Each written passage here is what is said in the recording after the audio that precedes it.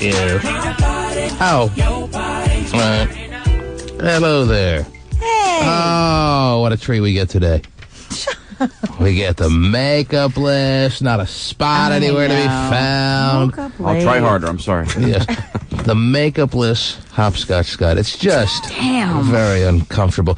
And then, of course, Terry has not a spot of makeup on either. I know. Wow. She got the hair slicked back.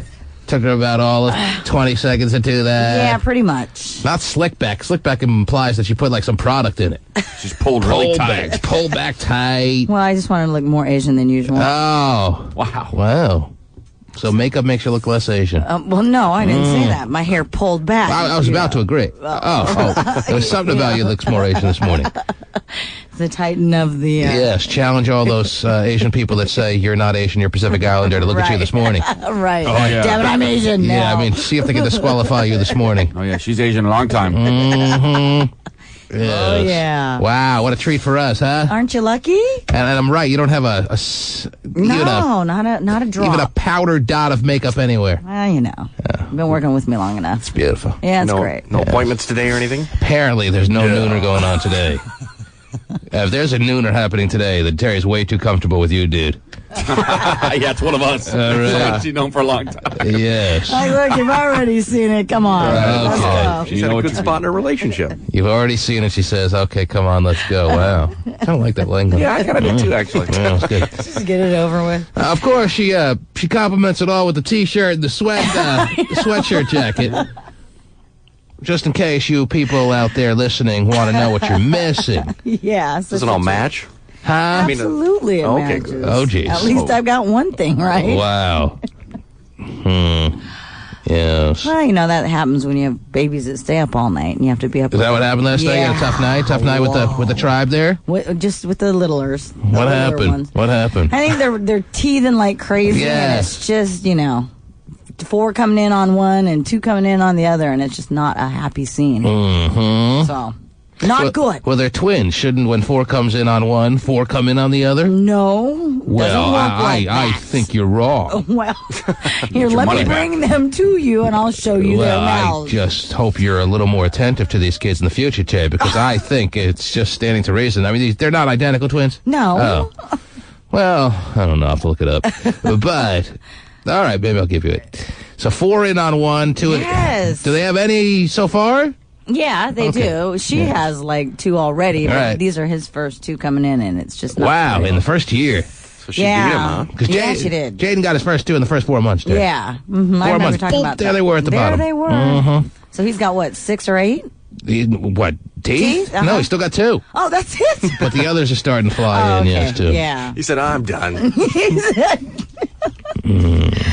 Yeah, so that's what we're dealing with. Oh, okay. He's like, I met old man Jim. I don't need more than 2. Oh, jeez. So that explains the makeupless existence that is you this morning. It does. I see. Oh, yeah. It's a reasonable excuse, and we're willing to look the other way. Well, we have to look the other way this morning. Oh, yeah. You can't look.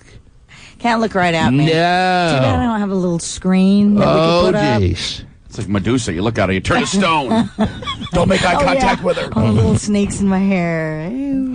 Well, you keep having kids so you can use it as an excuse for everything. Wow. Whoa. Jeez. Just keep pumping them out. Oh, jeez. He wasn't I done. know. Took us all by surprise at the beginning, and he adds on more.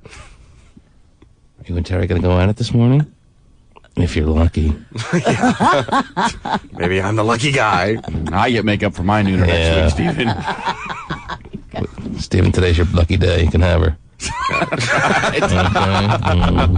The T-Man. And now back to the T-Man Show. On Cube 93. He's a gay phone operator. He's so gay. He's so phone operator. And now, here's Gay. A good morning. While he's Gay chipper was, this morning. while he was on hold with Pasty Dave, Yeah? he gave Pasty the message that is, I don't know, a little bit interesting. The message was, I can come on the air anytime in the mornings now. Oh. Which has me a bit concerned. Yeah. Does that mean I could come on anytime in the afternoons and evenings as well? Never know with the gayest of phone operators, Terry. He is the gayest phone operator. He is the gayest of phone operators in the history, not just presently, Terry, in the history of phone operators, wherever they may be buried, unfortunately, as they've passed on generation after generation. He is the gayest of phone operators. That should make him happy at least, that he's the gayest. Oh, jeez.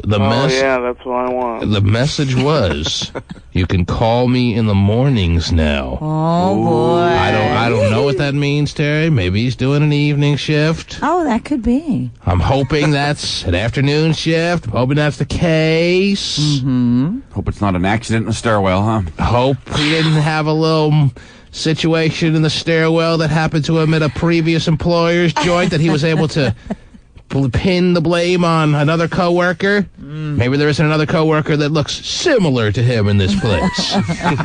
Like, fortunately, there was in the last spot. Dime a dozen, those guys. Yeah, 400-pound redheads, dime a dozen. Pick one up at any corner store. Gay. What? The message you gave Pasty was a little interesting. We're a little curious. You can call me any time in the mornings now. Or afternoons or evenings. Uh-oh. Uh-oh. Oh, jeez. When did we lose it? Oh, jeez. Well, that happened years ago, Terry. But, Gay, What? you just started a new job. You were chipper. You were upbeat. You were excited. However, you were late in your first week of work, which wasn't a good sign, if I remember right. And I wasn't late. I walked in geez. on time. What's going on, Gay? And the call volume wasn't there, so they didn't need us anymore. So you got let go in your first week? Yeah. Mm. How come they What? do that? I mean, do Yeah. they give you a big severance package or anything? No. Got a gold watch for many years of good service. How many? Any package, anything? Well, I'm sure he's got to pay. That is. How many people did they let go? About 7 of us. Why does he sound so not disappointed? Well, I mean, he's giving you that voice, but why does he sound? He doesn't sound filled with stress. I would. Whoa. Or how could this have happened to me? Just like, oh, Well, maybe. call volume wasn't Nothing there. that freaking happens to me. What? I mean, there's nothing I can do. Let me see if I understand the course of events here. You left your other job, which had been good to you for, almost 2 years, Terry? Yes. Stable, paid on time, good standing, and that's amazing when you're considering the fact he was sitting at a cubicle with other coworkers. They got used to him, Terry. Yes. And then he decides, hey, you know what? There's another job somewhere else. It's got to be so much better. I got to go there. Yep. Interviews, gets hired. And then in the first week after they hire him, he's told he's No, not not needed? the first week. Well, basically, it was the first week. What was it, third week? The 4th week. Oh, fourth week. He had 3 weeks of training. So it's really your first week on the job. You left another job that you were doing fine at. Yeah.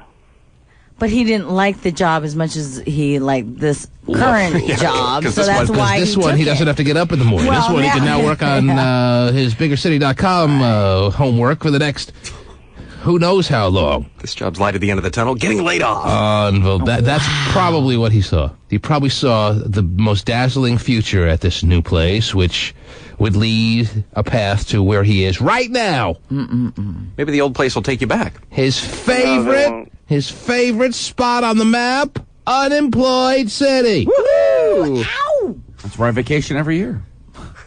I do qualify for unemployment, though. Of course he does. Geez, of course. When did you get let go, Gay? Because you're just telling us about this morning. When did you get the word? Last Friday. You didn't tell us yesterday. Slept in? Yeah, I did. Well, you know how to catch up. Got to catch up on all that sleep that you've been dying to catch up on. 2 years of work will kill anybody. It's a little fishy, though, to say the call volume wasn't there because they would know that. Why would they hire a group So of many people? people, yeah. You know what? I don't care. I don't know. You don't care, do you? No, I don't. No, I didn't think so. Are you sure there were 7 other people You let didn't- go? Yeah. This is very bizarre. They didn't tell you there were 7 other. They didn't say Did you walk out together as a group? as a team of 7, saying, "Hey, we got to call our lawyers and find out if there's anything illegal about this"? Did you have any of that conversation with the other 6? No, because I don't immediately think that I'm going to sue people when they do things to me, okay? Well, are you implying that I do? I've never had anything done to me. No, but you're like, did you walk out and talk about, we're going to all I can tell you is, no, it happened. If I left a job, if I'm in your shoes, which, Lord, please. Okay, get on your knees and beg. Yes, if I'm in your shoes and I leave a job that I'm doing fine at because of the enticement of working somewhere else, and they interview me and hire me, and then a couple weeks later tell me, well, we don't really have a need for you. That seems like there's something wrong with that. It doesn't, I left a good job. Right. I got bills to pay. Right. It doesn't sound right. If they're hiring you away, yeah. Go down swinging, man. They didn't hire me away. I chose to leave. Are the 6 other people gay that got fired? God, it's not a gay thing. It's always a gay thing, gay. And you should know that better than anyone. Oh. But it's true. Why would they post a job if they aren't aware of however many calls or what the volume of calls is going to be? They should have, all of a sudden... I accepted the risk of taking a contract position. It's my fault. Right. They go through training all these people and say, nah. Never mind. Not going to do it. Yeah. He took the risk. It was all on him. He's never been prouder of himself. This is his happiest place. The crowning moment. Why does he not sound stressed? He almost sounds relieved. Of course. He's fighting with us about trying to get his job back. Right. I don't want it back. I don't want to sue for my job back. Right. I was a contract person. I don't do that. I'm a fish back in water. You're the weirdest guy in the history of the planet. That's what you are. No, I'm not. Yes, you are. Trust me. I've seen a lot of people in this world. I've never met anyone weirder than you. We talk to people all the time. For years, we've done that. I know. True. There's never been a more bizarre individual. Eliminate the gay part. I mean, even if you eliminate the gay part, Terry, he's still number one. No, I hear you. I hear you. You want to go to lunch? I have plenty of time. Nah. He's going to have plenty of time. Well, it's just odd that, I mean, I have never heard of that. I've never, Anybody ever heard of I've that? never heard of leaving a job. The other employer... But even as a contractor, okay, so fine, you're a contractor, but you have this employer who posts this job for contractors. They get a plethora of them, train them for X amount of weeks, That's and then see you later, sorry. Now that you're well-trained, we don't need you. Right. We were wrong. Call volume, not there. Yeah. It's amazing. You would think the other employer, knowing that he had a good job and he's been working at it for about 2 years, would have given him some inkling. You know, you might want to consider staying at your old, more consistent kind of workplace because there's a chance. They must have given him something like that. They must have given him someone. They couldn't have said, oh, we need so many people. Oh, we're so desperate. And then all of a sudden, 2 weeks into his work, fire him. Right. Just kidding. There's something that's missing here. Yeah. It's I something agree. there's and whatever it is, it's so gay phone operator, it's not even funny, Terry. I know. Well, the fact that he didn't even fight for it, I mean, he doesn't care. Yes. How am I supposed to fight for it? Oh, jeez. Well, I almost get laid off every 6 months, and I go in there and tell him, Well, you I'll deserve do to get better. laid off every 6 months. Fight for it by saying, hey, did you guys know I had a great job before you pulled me in here telling me about how sunny it is in this spot and now it's pouring on me? Did they, when they let you go because of the call volume not being there, did they say, hey, there's potential that, you know, we can hire you back because if call volume... Gay gave him the wrong number. Oh, Yeah. Right. He doesn't want to be called back. I mean, There's being only the 6 digits here. contract worker that you are. Call volume was so slow because Gay unplugged the switchboard. Right. Yeah, I sat on it and broke it. Yeah, whatever. You're right. Back where you love being. Comfy. Unemployment Beach. Wow, it's sunny here. Sucking off the government now. Oh, and look who is rallying to your aid. Yeah, I haven't heard from this person in a while. There's somebody Let's on take a the... guess. Come on. Well, Terry, there's somebody on the line. I know. It's not John. What? There's somebody on the line. Haven't heard from in a while, but it's good to know that person is always out there listening and was just waiting to pounce on a moment like this, broke Paula. Oh, what an idiot. Go take another frickin' pill, Paula. Sounds like you may need to join in on the breakfast she's having there, Gay. No, I have the perfect job for you, Gay. Oh, jeez. To start a consulting firm on how to get fired after 2 years so you can be on unemployment for free. Wow. Ooh, maybe he should write a book or something. Maybe she is onto something. Maybe what she's alluding to is he knew that the unemployment just kicked in, and he was looking for the escape hatch. Ooh. So he could pull the plug. So he could manipulate our fine government and us fine taxpayers yet again. Yeah, because it was kind of interesting. As soon as he said, "Yeah, I'm eligible for unemployment," he was real happy about it. You know what? I was unemployed for 2.5 years. The first time in my life. The rest of my life, I've always had a job. Paula, do you want to write a book on how to get abused and hit? Oh, boy. Come on, let's just smack you around a little bit. We know you can do that. You've got that perfected. You are such an idiot. Why would you say the F I'm word? unemployed. Why would you I'm say unemployed, retard? Why would you say the F word after all these years, Gay? You know that we can't air the F word. So mad. What do you I'm say? Oh, the employed. breakdown. That's the key word. Employed with 2 jobs. Whatever. And what other state benefit do you still receive? I'm You independent. crazy bitch. Yeah, you're independently crazy. You're an idiot. No, you're the idiot because you're the stupid one that still gets abused every time you get in a relationship because you can't find a relationship that doesn't abuse you. Oh. Well, Gay, you should write a book on how to make a relationship work. You're such a liar. I've You never have been in a no relationship, so it doesn't really matter. this Putting himself about me. down. I think I'd rather be beaten in a relationship than never been in a relationship at 36 years old. You Yeah, when can't have a relationship because people die under you. That's right. You like to be on the bottom. Oh, she is on Yeah, well, fire. I'm on the bottom, bitch. I'm not on top, so they're not under me. Yeah. Oh, who is that, honey?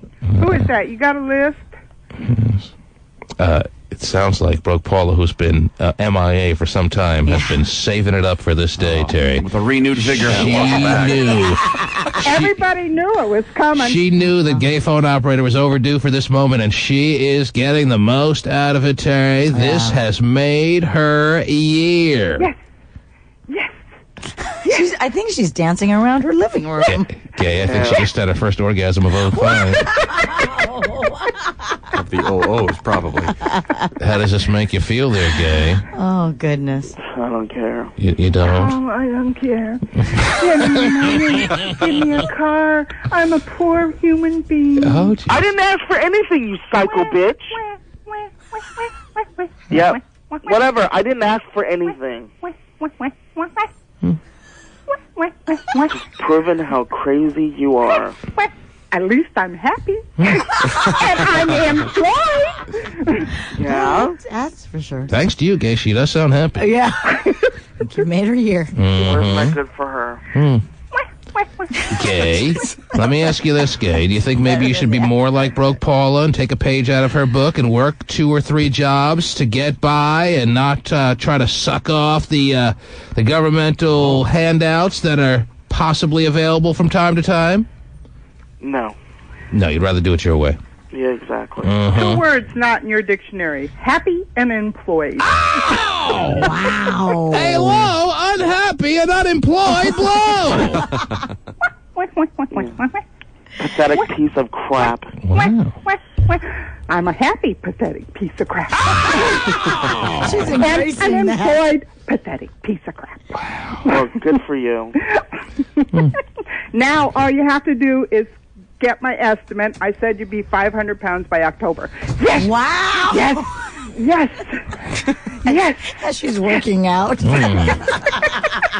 It sounds like, oh, just there he goes. Whoa. Let me tell you this. Is he done? Never in a fight with Broke Paul in the past has gay phone operator surrendered like that, Terry. No, he hasn't.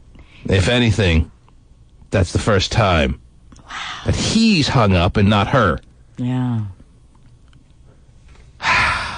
It's like Paula's greatest day ever. Man. It's nice to Yes. see her so happy. Well, it certainly is interesting that after all these years, Broke Paula has found her her hero, the one that makes her smile, the one that makes her happy, the one that makes her look up in the sky and be thankful. And it's gay phone operator. What's happened to me? That's right. I can't believe it myself. He's our greatest American hero, too. Suddenly I'm up on top of the world. Wow, who would have thought it, Brooke Paula? Should have been somebody else. Yes. Because Brooke Paula can say this. Believe it or not, I'm walking on air. I never thought I could feel so free. Flying away. How could it be? How could it be, Brooke Paula? Hello. Goodbye. Wow. Enjoy the day, Broke. I will. Yes. You too. Bye-bye. If you'd like to sing along here for a second, that'd be great. Breaking me out of the spell. There you go. If you don't know the words, just fake it like my mom always did. Yeah, mine too. Believe it or not, I'm walking on air. I never thought I could feel so free. Flying away on a wing out of breath. There she is, Terry. The winner and champion, Boy, knockout. Brooke Paula. Heavyweight champion. I just lost my job. I love the goddamn show so much I always oversleep the show. It's okay, gay. It's fine. Relax. It's all going to be all right. You're eligible for unemployment. It's all going to work out for you. I just lost my job. Oh. Yeah, we heard. I love the goddamn show so much I mean, that's the kind of reaction you would anticipate, Terry. Yes. If somebody was really distressed or distraught or upset about losing their job. I understand. You would expect some tears. always oversleep to go to work and because I want to be on the air and Now I'm looking for a job. Well, that's the right frame of mind. Right. I don't get the sense that his gay counterpart, gay phone operator Terry, Yes. is going to be looking for a job anytime soon. That didn't even come up. Nah, yesterday slept in. Yeah, kick Looking back. for a different kind of job every day. Oh, jeez. He's going to get reacquainted with a lot of websites. That's right. And maybe there's a Greek tycoon out there, or two, that may be able to send him some trousers. Or the bathroom at the park will be overrun. Oh, no. Stop. I'm back. Give me a call back, bro. I'm serious. Be a true bro like that, man. She's like, yeah, come.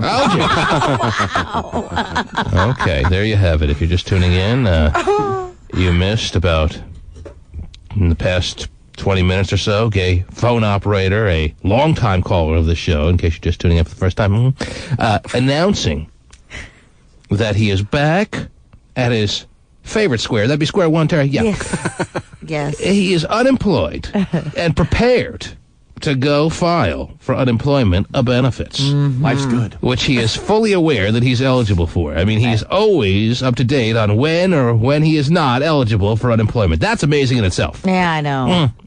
Like he has certain days circled on his calendar. Okay, I can get fired here. Because if I Maybe on the 9th, I'll go tell my boss to go F himself. Because on the 8th, I'm eligible for unemployment. Oh, I got laid off. Call volume was slow. Do you get unemployment if you're fired or just if you're laid off? Laid off. Yeah, so even if you got fired, that's not good. Wow, Stephen. I think if you get fired, you're eligible for unemployment. It's Depending, if you quit, you're not eligible for unemployment. But if you get fired or laid off, I think you're eligible. I think if you break a rule, though, and get fired, you're not eligible. Right. I don't know. None of us would know because we don't even think like that. Oh, jeez. Wow. Terry Free chiming in with her thoughts. Safe as a baby here. Terry Free is safe as a kitten in the studio, has not had to think about any kind of help from the outside for such a long time. Well, no. She is the help That's right. to others out there in need. Probably put so much away she could just retire. No, I'm saying. Right, as 45 houses. Jeez. 16 of those qualify as mansions. Oh, that's right, yeah. Don't forget my fleet of cars. Oh, geez, but the best part of it all, Terry, on top of all that is... I can't go. That's No, tough. all I'm saying is that probably in our, just in our lives in general, we Yes. don't think about unemployment and circling the date as to when we can start it. That was my whole point on it. Is I don't think very many people do. I don't think very many people keep tabs on when or when they're not eligible for unemployment. Yes. It's not the best motivational tactic. Right. However, you get the sense that the gayest of phone operators is just too aware of when or when not he's eligible for unemployment. That'd be interesting to see if he was like just a week into eligibility. Mm-hmm. Like an investigation, like the Pelican Brief. Right. Oh, my God. Let's get John Grisham on this. The government should be on it. Let's have Denzel Washington play the part of gay phone operator. Oh, come on, now. Perfect. We'll call it the 3 extra large briefs. Right. Now, a dysfunctional family member, almost as old, or maybe older, I don't know, I have to go back and see what day was circled on the calendar, then gay phone operator, has chimed in on the phone line. And now, representing butt rockers worldwide, carrying sod from Tacoma to Everett and every city in between, president of the blue-collar workers, even though he wears a tank top, here's Dump Truck Guy. Yeah, just lost my job. Oh, jeez. Come on, let's not go there. What the heck, man? Jesus Christ already. Wow. What a shocker. What a shocker. I don't think nobody's blown away by that decision. Is this your special way of sending condolences to a fellow dysfunctional family member? No, not really, but I don't feel a bit sorry for his dumbass. Mm-hmm. I got my own issues, though. I ain't got time to worry about no fat, red-headed faggot. Okay. You know, that's not the most sensitive way to describe the gayest of phone operators. Jeez. I got other issues to deal with. Okay, well, Dumpy, we'll take your issues as seriously as that red-headed over... Oh, geez, Yeah, let's not go there. Yes. What are your issues there, Dump Truck Guy? No, but my kid's fresh into like 2 weeks of school now. Getting relaxed. Starting football. Woohoo. All right. What grade is Bubba in, so we're all up to date? Grade number 6. Wow, he's growing up quick. Terry, I think in 6 you're eligible for unemployment. Yeah. I don't know if Bubba's aware of that. I know, I won't have to. Mm-hmm. Anyway, he's been hanging out with some new buddies or whatever at school and doing the spend the night thing on the weekends or whatever. Wow. So, end up I think it was last Sunday, or it might have been the Sunday before. So he went to go hunt him down, try to find out where he's at. He wasn't where he was supposed to be or whatever. So you sent the quote-unquote old lady to hunt him down? Yes, indeed. Mm-hmm. While you laid back with a beer in the tanning bed? No, I just watched the TV. I see. But yes. So have you ever had any of these 6th graders over your house for slumber night? Yeah, 1 or 2. 1 or 2 have come over. And these are the new buddies that he's met in middle school, huh? Exactly. Usually it ends up, he goes there, and then they end up coming back to my house. That's the dreading part of it for me, but whatever. Right. So wait a minute. So these are people that he just met? He didn't, cross over from 5th grade to 6th grade with these people, or what? I want to say he just got keyed up with it, man, because I had never seen these kids before. Ooh, I don't know if new group of friends. The first 2 weeks of school, you're ready to sleep over someone's house. Well... Oh, yeah, they're buddy. I mean, just after school, they hang out, man. They're just getting tight already, man. 2 weeks, so. And then they ultimately wind up at your house late at night because, my dad snores like a butt. On the weekend, man, not during the week. Nobody in my house during the week. Okay. All right. I'll change my plans. Get up early. Ain't got time for no screaming kids. Okay, so let's see where we left off on the story here. The old lady is out looking for Bubba on a weekend night just recently, and what happens? And he's not where he's supposed to be. She's doing the neighborhood search, ends up finding him over at this other dude's house, or this kid's house, sorry. Mm-hmm. And they're in the garage, and guess what they're doing? Smoking marijuana at age 11. No. Oh, jeez. The heck, man. All right, easy. A friendly game of spin the bottle. Oh, wow. What's the big deal about that? They're 11. A bunch of guys? All right, well, just guys? I'm going to tell you what the freaking big deal is. Good morning. Get through my story. All right, let me hear the story. He's a little heated, I could tell. So Monday comes home from school, gets caught with a little love note, shreds it up and throws it away, trying to be sly so nobody can see it. All right, wait a minute. Let me see if I got you right. The other day, your son came home with a love note? This was the day after the spin the bottle game. Oh, written by the dude's house, the dude whose house he was at? Come Come on, man. Good morning, Bubba. Stop No, it. ain't happening. All right. Far from it. Okay. So there were girls at the Spin the Bottle. Yes, there was. Okay. 2 girls, 3 guys. Oh, my gosh. And you had a problem with that? Well, not essentially, but when I seen this note, yeah, I did. All right, so Bubba, in trying to make sure the evidence was destroyed, put it actually through a shredder or just ripped it up by hand? He just shredded it up. By hand? Yeah, by hand. Okay, so he ripped it up in a bunch of pieces and throws it in the garbage so you can't see it. Exactly. All right. An old school shredder. Digs in the trash, gets out the tape, puts it back together. Joanne Million Hairs. Woo, good job. Joanne Million Hairs being the overbearing and Snoopy mom. Good job. That she obviously learned from listening to Terry Frey. Which I'm glad she did, by the way. Reached into the garbage and made like a jigsaw puzzle out of some 11-year-old girl's love note to Bubba Guy. Got to do the edges first. It's easier. Yeah, it is. Got to do the border first. Yes. Right. And then do the middle. All right. So how it was actually like on the kitchen table there for you. It was a puzzle. You were helping her. Oh no, that piece goes there. No, it was all done by the time I got it, and I put it right in my pocket. All right. So she taped it together, and you were able to actually read what your son was trying to have you avoid reading. You can. Okay, and you can read it. And what did it say? Dear T-Man. No. Dear Bubba. Dear Bubba. I need to tell you something. It's about Sunday. Wait a minute. Are you reading it right now? Yeah. You have the letter in your hand? Word for Wait, word. let's get ready for this. Hold on. You know, David, if you can give us a little piano music. Oh, yeah, that'd be nice. Love letter Yeah, music. Can I get some reading music, Yes. please? You Sure. can- if Dumpy can get some reading music as he reads the fine literature that is a love note from an 11-year-old girl to his son Bubba, that would really be appreciated, Stephen. Somewhere over the rainbow there for you? I gotta settle in. I wanna Okay. hear this good. Got my night slippers on, my big pipe in my mouth. I'm good to go. Okay, we're all going to settle in, and we're all firsthand now going to hear the thoughts of an 11-year-old girl who was crazy in love with a boy Crazy in love. named Bubba. Yes. Wait, I'll tell you when, Dumpy. Okay. I'm sure we're all hoping and making sure that if we ever have daughters, we try to keep them away from the Bubbas of the world. Oh. Well, Bubba, Listen at that. this Bubba happens to be a good Bubba. Well, But there aren't many good Bubbas. All right? I don't know. we'll see. I'm going to train my daughter to stay away from Bubbas. Yeah, probably a good idea. Maybe it's a little stereotype, but, you know, I feel comfortable. If you want to stay away from all Bubbas, I say be good. But this 11-year-old girl has found herself under the trance Yeah. that Bubba has thrown her way. Very enamored, it sounds like. And she has put her thoughts and her passion on paper to be listened to by hundreds of thousands of people driving to work on a Tuesday morning. Maybe brought memories for everybody. The dump truck guy, Yes, sir. whenever you're ready, read the love letter. Dear Bubba, Okay.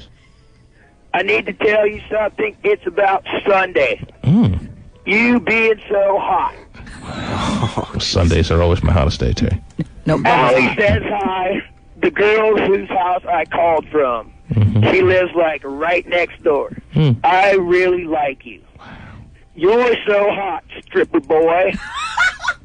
Love, love, love. Kiss, kiss, kiss. P.S. You need to learn how to walk home. Allie doesn't like you anymore, sort of, kind of, maybe, a.k.a. Allison. Love, Caitlin. Caitlin, Terry. Wow. Okay. Who doesn't need a hot 11-year-old Caitlin in their damn life? I guess so. Bubba, that's exactly who. He's a little stripper boy, huh? Stripper The hell, man. Apparently, this was more than a game of spin the old bottle in the garage, Terry. Yeah, it sounds like it. Bubba was taking off the drawers. I don't know. I don't think he freaking got naked, man, but... Dumpy, But we Yes. you don't just throw around the label stripper boy for no good reason. I know, what the hell, man? Yeah. That's the only thing that set me off right there.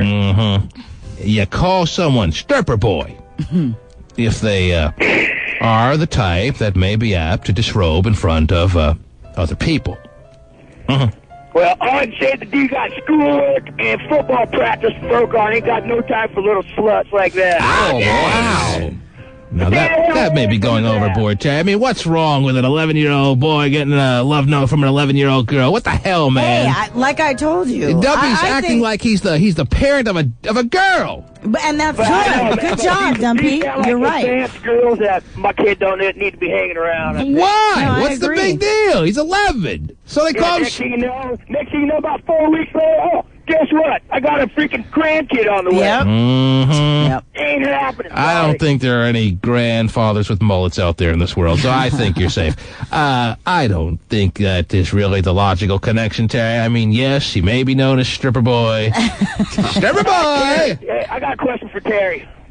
If Darian came home with that note, what would you do? Oh, I'd be all over him. You know I would be. Unglued. Unglued, absolutely. Unglued. Absolutely. Really? And I'm with you on it, totally. If Jaden is not Stripper Boy by age 11, we're gonna give him lessons. But see, the thing is that, you know, and I know you totally disagree with the whole boys and girls should be treated the same. I know you disagree on that. Of course However, I do.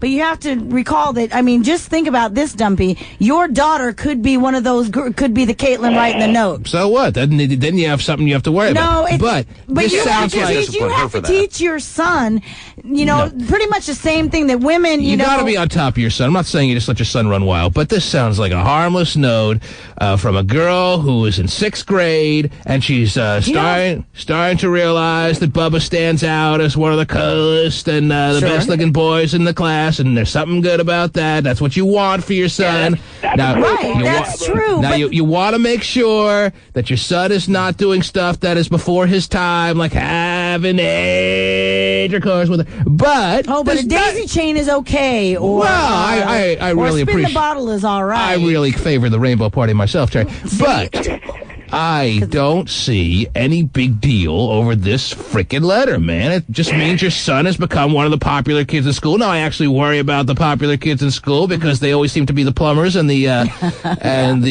parallel, I don't know, whatever other hack jobs that they can ultimately become. But in 6th grade, this is where Bubba wants to be. He's not, obviously, Dump Truck Guy seems like he's more than on top of the situation, so I don't think he's going to be doing anything that he's not ready for, and he's just enjoying some 6th grade flirtation now. But you have to remember, what do you want him to be? You want him to be Joe Nerd in the corner? Let me ask Dumpy this. Have you and Joanne Millionairs visited the middle school? Have you, done a surprise visit to see, like, in between classes? Because it is crazy. Middle school, it is just nutty. She's up there, but I haven't had a chance because I got to work. I mean, they hide in corners making out and do, I was like, whoa. Yes. I was floored. The principal of that school, I know him. He's a good friend of mine, and he already knows Bubba, and he's going to take care of him good. So at your surprise visit that you make every day at school, Terry, you see kids making out in the corner? No, I'm saying that one day when I went in middle school, would drop Darius's baseball stuff off. Well, that'd be Darian, but yes, after school, but still, it's amazing to see how fast these kids are. I mean, you think that it's innocent, but it's not. It is very scary. Very, very scary. So I guess all you can do is just tell them the right way and hope they listen, huh? It's a very quick conversation with Bubba that I see. Obviously, Bubba, the girls like you. That's cool. Do what 6th graders do, which basically means do whatever you want, but keep your clothes on right now. Okay, end of story. Have a nice day. That's it. No, I agree with that. Just clothes on. And then we'll talk about when it's time to start taking some clothes off. But that day hasn't arrived yet. But obviously the girls like you. That's good. I would like to see some of these girls, not to scope them, not to do background checks on them, but just to scope them out. And that's all the conversation that needs to happen, Terry. I don't know why. Bubba's already stripping. It's concerning to me. It's interesting to me how Dump Truck Guy's freaking out over a love letter to his son. I think that's great. Maybe. Good job. Good parenting. He's a little jealous. Oh, I don't know, man. It's been a long time since he got a love letter. If ever. Kind of blew me away. Yeah, they move so fast. Maybe Dump Truck Guy never got a love letter at any point in his school years. No, never. Never got a love letter? Of course I did, man. Pretty freaking new. Maybe with the dumpies being canceled, Bubba's just tail spinning into this lifestyle. Wow. He's running rampant. Jack Osborne. Rehab right around the corner. So I think that's smart. With the word strippers and stuff like that in a letter, that's not good. Yes. So how's the wifey handling this? Love and I love you and this. Well, that's all. 6th grade stuff. That's what you're right. You're right. You're right. I love you. Now, how is Joanne Million Hairs dealing with this? Worse or a little bit? She's taking it easier than you. Nah, when she found him in the garage, she freaking come on corpse, man. Yeah, I bet he was in the grease bad. What she didn't tell you is he had nothing on but a fig leaf. Wow. And the bottle landed on her. Your turn, Mama. Right. I want to say a couple of kids had writing on their chest, so yeah. Well.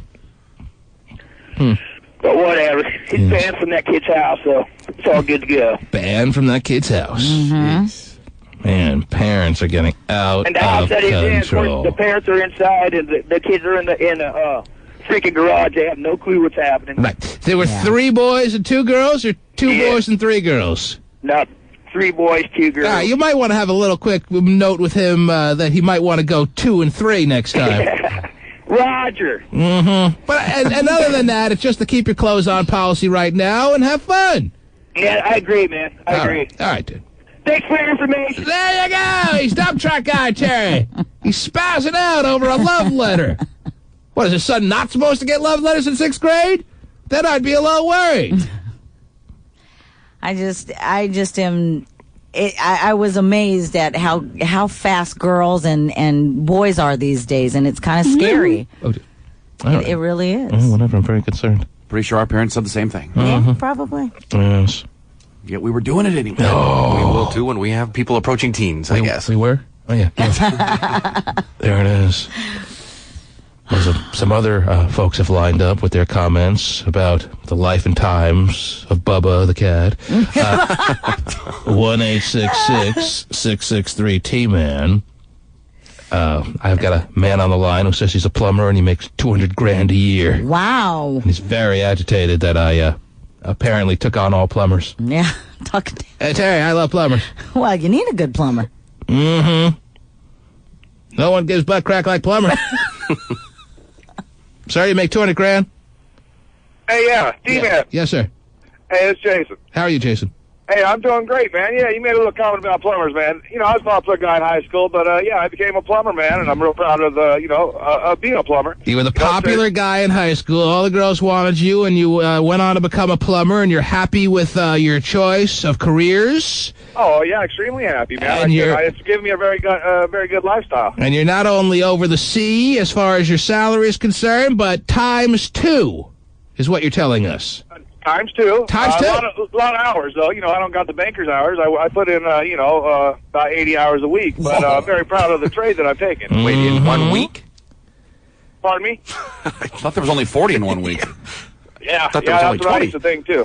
And if I could wave a wand right now and have your career change to you becoming an investment banker or a lawyer or doctor or athlete or rap star, you would say, no, T-Man, give it to somebody else. I want to stay a plumber. I'm going to stay where I'm at. Stay with what I know. There he is. Right. Stay with what he knows. So anyway, I just want to add a little comment, man. Think a little higher about the plumber, man. You got to honor thy plumber. Okay, I will honor thy plumber. That is you, sir, because I like a man who's proud of who he is. All righty, you have a good day. Well done. The rest of the plumbers could kiss my ass. You're on the air. Hello? Real quick, you're on the air. Hi. Hi, good morning. Yes. I have to say something that I think I've never said before. I've been a long-time listener of the show. Well, that's your problem, but go ahead, yes. Terry Free is correct. Wow. Well, I'm glad I've never said that. I know, huh? I think that these little girls are way too fast. Well, that may be true, but if you have a little girl, that is something to definitely be aware of, and you definitely want to make sure your girl is not necessarily keeping up to speed with some of the girls out there these days. But if you are the parent of a boy at 11 years old, let's say, since that seems to be the example this morning, it's a situation where you don't just clamp down on their whole lifestyle as an 11-year-old. Just basically give them that. You give them that talk of it's a keep your clothes on policy right now. But you can play spin the bottle as long as they know where you're at. But if they don't have the same rules, then they're the ones that are going to make these 11-year-old girls do that. Where the parents didn't even know what was going on. Right. Whatever. Do you really think the parents had no idea what was going on in the garage? Yes, I do. If there's a bunch of kids in the garage, you don't. Well, the parents know they're in the garage. Sure, but But you're asking, do they know that they're playing spin the bottle? No, they don't. They're not Obviously smelling pie. They're just sitting there. And what are they worried about? What can you do in the garage? What's the point of that little girl putting in that note that she stays 2 doors down from those boys' house?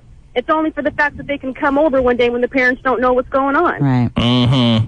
Thank you. So you're thinking these 2 11-year-olds are going to start having sex is what you're getting at? I think that this 11-year-old girl is probably going to have sex before she hits 7th grade if she's sending notes to boys about where she's at and where she can be found, and somebody needs to learn to walk home from school. Well, it takes 2 to tango. She'll have to tango with someone else because Bubba needs to have that talk with his son. He needs to tell him more than keep your clothes on. No, because if you keep your clothes on, then Bubba's not going to be having sex with her. So as long as Bubba adheres to that keep your clothes on policy right now, she's going to have sex with somebody else. All the clothes were on, came through the zipper. Bubba to remember that when that little 11-year-old girl is trying to get him to give her some. Yeah, those 11-year-old girls can be pretty seductive, I know.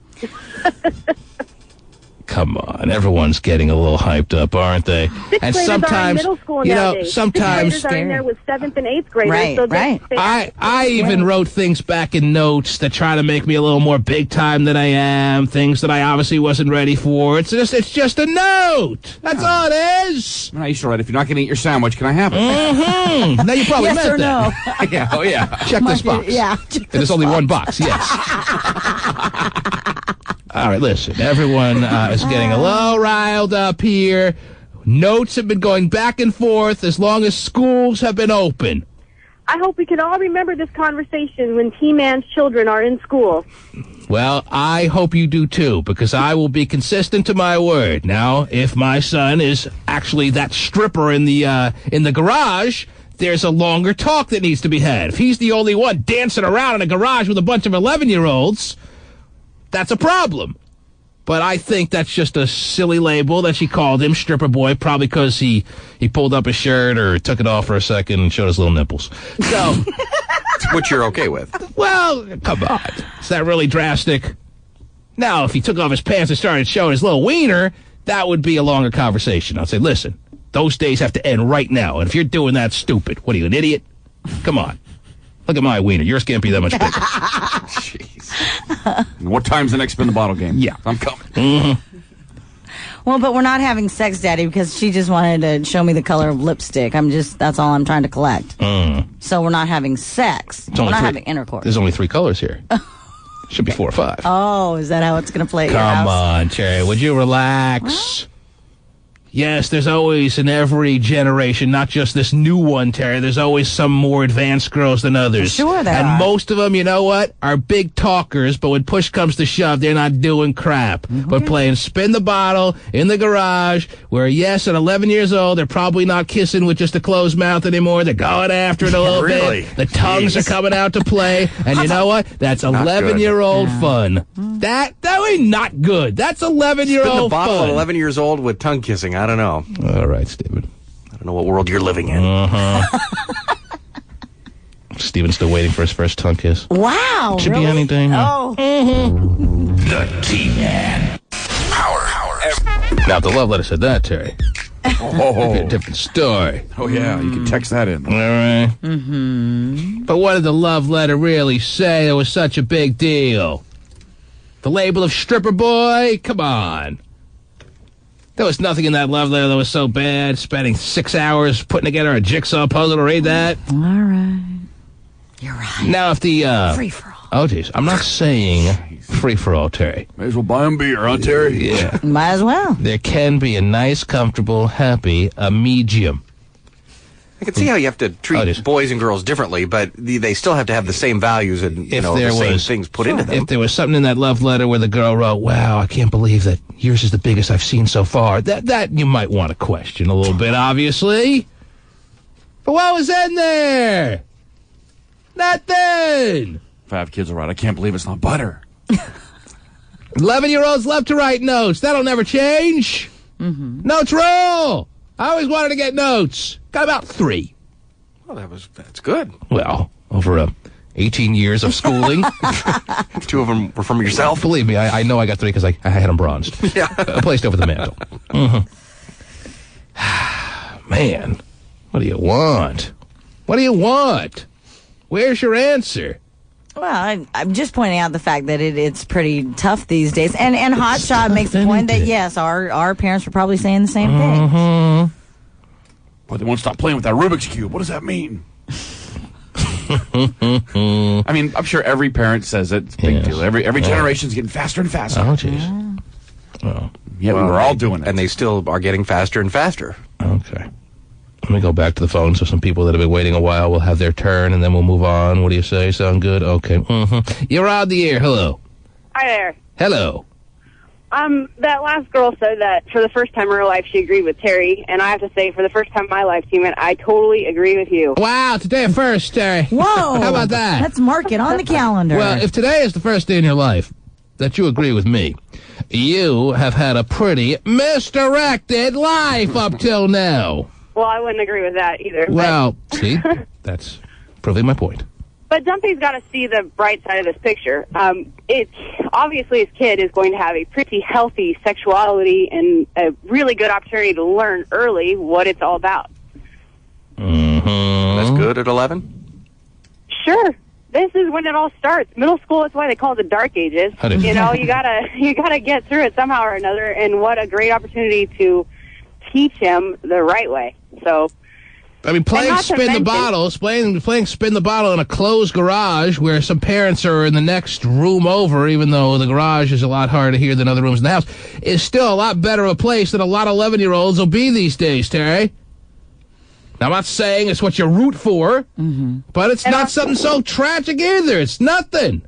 On that note, too, becoming a grandmother or a grandpa, I'm so sure. These kids, like half of them have even started that, and even if they have started their periods, they're not going to be getting pregnant at this age. To make the leap from playing spin the bottle in the freaking garage down the street at the neighbor's house to, I'm going to be a grandfather is a little extreme. Well, but to say that, can everybody calm down, please? Does the letter even say anything about having sex, or was it just, I like you? I think the letter, there was one line of, I live 2 doors down from where you were the other night. All right. Well, she called them stripper boys, can go talk to their parents, She called them stripper boy. It's a cute little name. I wish you would all start calling me stripper boy. Okay. That might have been an accident, too. What if one of his friends just pantsed him sometime, just being goofy, being boys? You never know what that means either, so. Can you say overreaction? Well, you still have to respond to it. I mean, even if it is. You don't have to respond to it because you shouldn't have to respond to it because you should have an open line of communication to your children on a regular basis. He ripped up the note. Then that's not an open line. Well, then that's something you have to make sure goes by the wayside. An open line of communication, if it hasn't been going on, begins now. And one of the things you got to stress is, hey, you can have your fun, be smart about it. There is a definite close-on policy at all times at age 11 that is not going to be leaving any time in the next year or so. I can guarantee you that. But Daddy, when do I get to take my shirt off? Oh, jeez. You can take it off right now if you want, but you're not going to get anything out of that. But when it comes to you being in the presence of girls, you're not ready to take your shirt off just yet. They're not ready to see those. I've never been ready. You can't hit them with those biceps yet, son. You'll drive them friggin' crazy. So check back with me as to when we can start removing that clothes-on policy. And then, Terry, do you know the proper age to remove the clothes-on policy? No, I don't. And I'm sure you'll tell me, though, what the proper age is. Well, you're going to have to pay me. Oh, okay. 1-866. I'll put it up on a billboard for you. How about that? Be good. It'll be T-Man rule. What are we up to? Rule number 100 and what? 72. 172, Terry. Okay. Yes. The proper age. Yes, you'll see it. To disrobe in front of females? I'm going to put this billboard in, let me see, where can I put this one? Downtown Seattle by Safeco Field. Okay. Yeah, you'll see it there. Rule number 172. 172. When your child is allowed to have that clothes-on policy removed. I'm sure that'll be a popular billboard. Yeah, I'm sure it will. Like all the others are, Steve. Your kids can take their clothes off at this age. Hey, it may not be popular, but if it's helping people with their lives... Yeah, that's true. Oh, my God. That's all it's there for is the help. Like that woman that's driving in downtown Seattle right now and kind of has an inkling that her man is cheating on her. Now she knows how to handle it. That's right. I see that one every day. Yeah, because he is. Yes. You're really a good kisser. Oh, Yeah? So are you. Oh. You want to take off your clothes, Mike? Stop right there! How old are you? Well, he was like 30, so I mean, it was okay. Well, I can save a little suspense for you, Stephen. At 30, the clothes-on policy is no longer in effect. Right. But with a 14-year-old? Did you hear that, Pasty? Oh, wow. He's not 30 you yet, can't is he? get pregnant at 12, 14. Pasty still, I know. Pasty still thinks the clothes-on policy applies to him. Yeah. Wow. The mogul just call it, Pacey, it's okay to take them off. Oh, jeez. He's giving him the clothes off card. You're on the air. Here I go, dude. Look out. Here's my ID card. I can take my clothes off now. Hello? Hello? Yes, hi.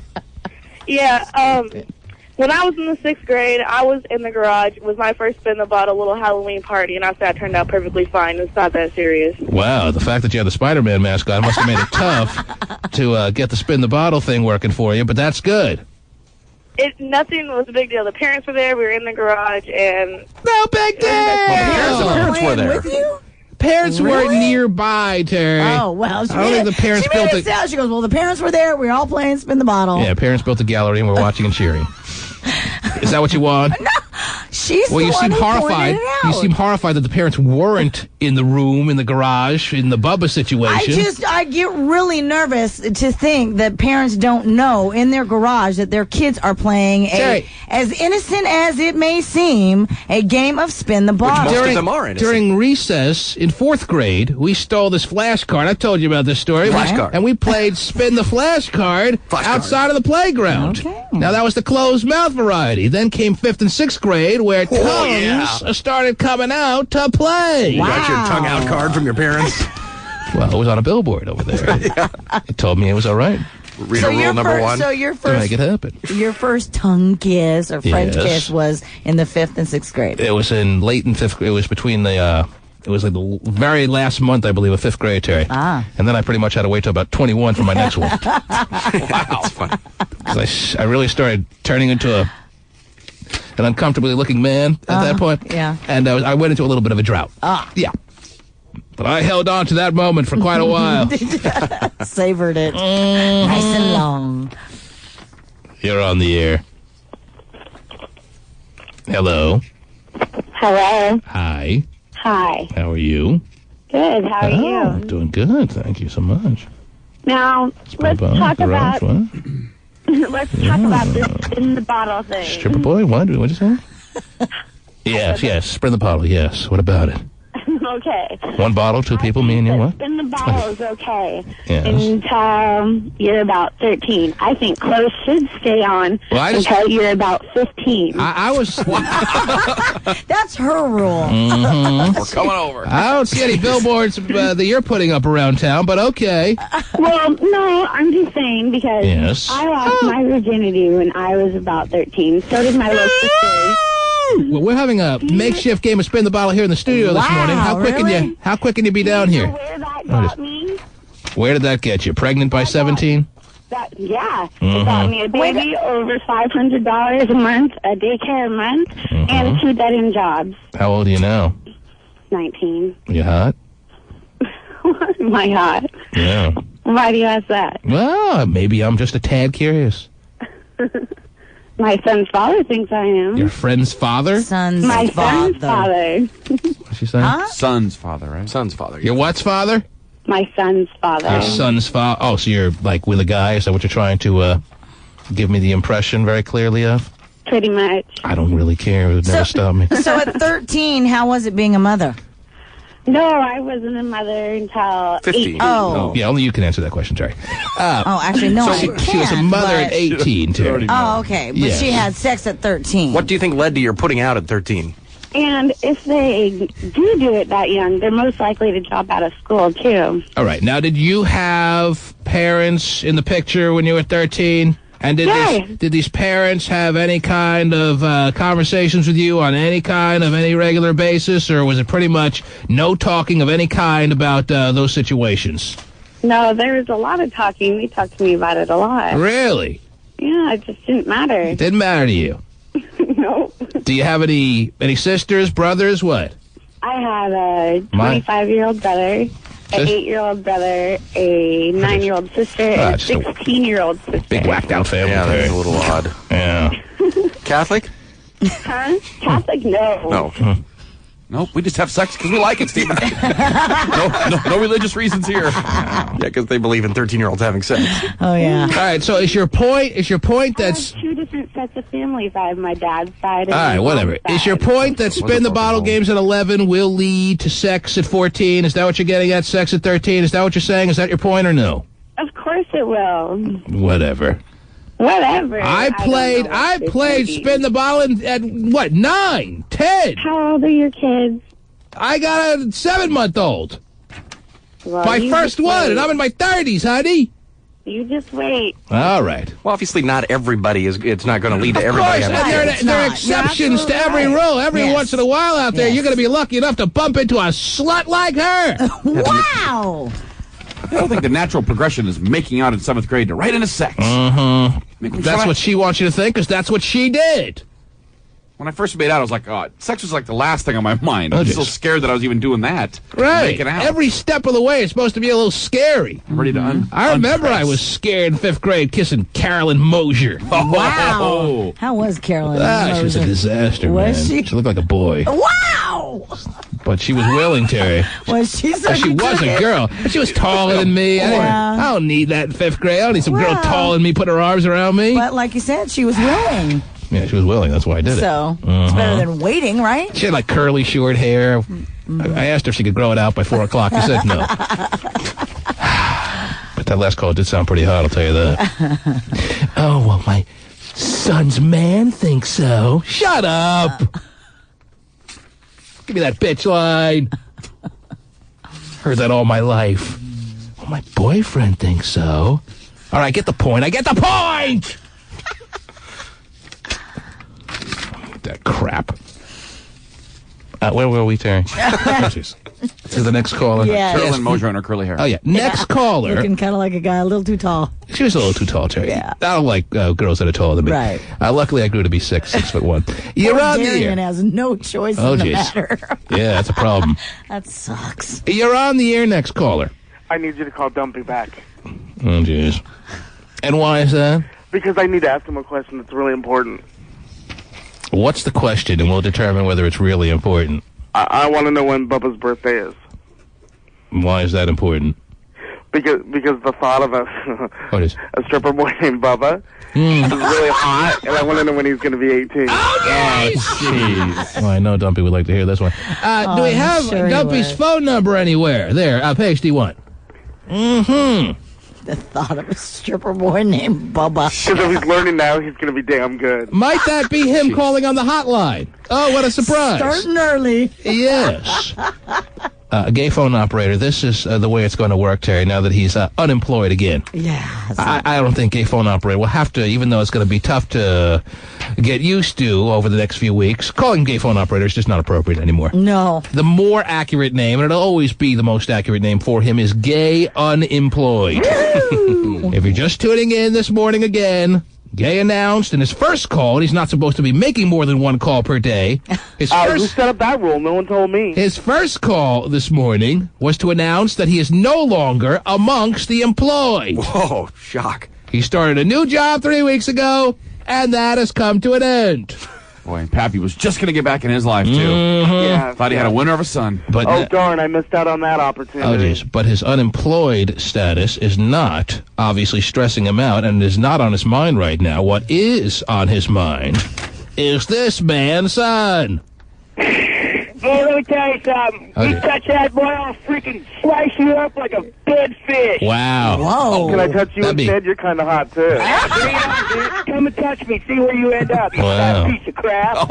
You got that little back fur going on. It's just, little... Yeah. Obviously you don't know me, man, because I got no fur on my back. No, you got a little fuzz on your back. I've been close enough to see it. Oh, whatever. You do. It's like this fine little covering. It's really hot. Fine little covering. You got the really tan skin, even though you got the blonde highlights, your hair's just kind of gold and glistening. It's like really nice. Okay. Nate, man, you're turning me on now. Oh. All right, we'll leave it at that. Yeah. Slicing Gay up like a fish, as Stumpy's threat was, Terry, would be a big enough buffet to feed all the Gulf Coast. Yes. Yes. The T-Man. The all-new... Get down, girl. Go ahead. Let me hear that back. Hey. Rapper Lil Kim began a prison sentence for perjury. A crush of paparazzi met her as she started day one. A crush, Terry. A crush? How many equals a crush? I don't know. At least 28. Okay. Mm-hmm. That's a good number. Yes. Rapper Lil Kim began a prison sentence for perjury. A crush of paparazzi met her as she started day one of 366 days. Wow. She just wrapped work on a new album and reality show. I think she can handle 365 days, Terry, but that last day is going to be torture. Okay. Mm-hmm. I mean, why they tack on one day? It just sounds good. You're going to be in jail a year and a day. Right. Should be interesting for her, though, huh? Well, she'll probably get a couple of new numbers, a couple songs out of the deal, but Sure. how will she handle prison? Will she be able to get out early for good behavior, or is she going to have a tough time of it? I think it's all going to come down to whether the inmates decide to give her the respect that she may be entitled to, Terry, or if they go after her. I think they may give her the respect, but they may want to hook up with her. Now, will she be willing to throw down with some ladies behind the bars there, or will she fight it? If she fights it, Terry, she may have to stick a couple of forks in a couple of inmates' necks, in which case she may have to serve every last day. Bad behavior. She may have to actually have a couple of days tacked on to her 360-day sentence. Nah, she would probably give in. But if she lays back and loves it... Yeah, that's her. Because I think there are rumors that she used to be a prostitute. Whoa. Anyone ever heard that or no? Sounds familiar. Did I just dream that? Van the Pooh, you ever hear that one? That Lil Kim used to be a pro? Yeah, the rumors was that when she came into the music game that she would do certain things. Oh. All right, so she just worked her way up the ladder. Is your hearing? Well, they. We've all done that. Yeah, I mean, we can. I have to do that after every show with our female boss, Terry. Yes, but there was and rumors I get Eric Powers. And I've been dying to trade you for a long time. Now, obviously, we're just playing. Not really. Otis, what's it now? I'm just saying there was rumors circulating that she would do things. Really? Yeah. She wasn't just an out-and-out pro before her time hit as far as becoming a celebrity. That's how she got known. Like, she was a prostitute that also had rhyming skills. Mm-hmm. So she was a pro. I didn't. I don't know this for a fact. But I didn't just dream that. I didn't just make it up. Alleged, there are people that believe she used to be a pro. Yes. Okay. Multi-talented. Now, seeing that she has that pro background, Terry, I don't see her having a tough time in prison. Nah. I see her getting along with her fellow classmates. I think so. I see her doing just fine. I could see her out of prison. Let's say she went in yesterday, which is here mid-September. She could be almost out by Easter. Oh, wow. Exciting. Or at least Memorial Day. Yeah, okay. It's a good time of year for the pros to be released from jail, right, at Easter. Right. I doubt she goes beyond Independence Day, Terry. Ah, all right. But we'll have to follow along. Yeah, I think she'll be fine. She got the book thrown at her in a pretty harsh way. What was it, perjury? Yes. Lied on the stand? Yes. And everyone do that? Well... And she gets a year for that? Yep. And everyone pretty much these days lies on the stand? Well, they're going to make an example. You swear to tell the truth, the whole truth? Yeah, whatever, dude. Yeah. Sure I will. I swear to tell whatever will get me out of jail. Right. Didn't work. Oops. All I know is I think you're in a situation now in these courtrooms where more people are lying than not. And you got Lil Kim going to jail for a year? Well, it was about a murder case, a little bit different than how fast you were speeding. That's where a lot of people lie. In murder cases, save your buddy. Do what you got to do. Or save your own life. Just gonna do a year. All right. I'm just curious as to whether all these other people that are lying in murder cases are doing their year. I'll get over it. They'll meet their maker someday. Oh, jeez. Okay. Where did that come from? Well, I mean, instead of getting the book thrown at them, I think you're right. A lot of people do lie on the stand. And they'll have to be judged by the highest court one day? Is that what you're saying? Oh, sure. Judge Judy. Oh, she rules. Bringing Wapner back from the grave. Is Judge Wapner dead? I don't think so. Okay. He just retired. There you go. He's at the dog track right now. Leave him alone. Right, Stephen. What else is going on in the world there, Terry? Got some news for you about Oprah. If anybody saw her show yesterday, she is donating $10 million of her own money. 10 mil. Yep. No one's going to outdo Oprah with the the individual donation. Not the I've heard of donations of $1 million here, $1 million there, here $1 million there, $1 million everywhere, $1 million. I've heard maybe some going as far as $2 million. Mm-hmm. Whoa. Oprah saying $10 million. Yep. Because I'm Oprah. Did she set it on her show? Yeah. Plus, she has set up a hurricane. Has she started her new season yet? Yeah. I believe yesterday was the big premiere. The big kickoff for... Yeah, she has a new set and everything. Really? New set after all these years? Oh, yeah. Tuning in now. She had Jennifer Aniston on, and Jennifer gave her a nice little champagne toast to the new set and the new... Wow. All of a sudden she's doing the show on the Three's Company set? I guess so. Right. That'd be kind of cool. That would be good. Mr. Furley walks in here. Boy, I hear something that I don't think's going on. Oh, wow. It's a good Mr. Furley impersonator. So she has also set up a Hurricane Katrina gift registry where you can go online and, get many muffin makers over there? Yeah, pretty much, and send it to those who are in need. I see. So we can go to Macy's.com and send them a little waffle maker? Well, you have to go to her website. Oh, her website. Yeah. So she can take the 10% off of what you spend. Luckily, I have that in my favorites.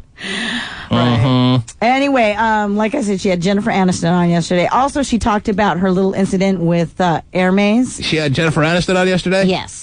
How'd that work out? I saw. Did they make like Lil Kim in prison together, baby? No. I would have tuned in for sure. No. But it was nice to see Jennifer Aniston. She seems like she's pretty much over Brad. So you watched the show? Yeah. And Jennifer Aniston looked grounded to you. She looks good. And looked she like seems she like was she's finally, in one piece. Yeah. Ready to move on with her life. Right. And she did talk about she's ready to date. And I mean, she's not breaking down and going, oh, Brad, Angelina. Wow. Can you do that again? Oh, Brad, Angelina. Wow, you did it. Hey.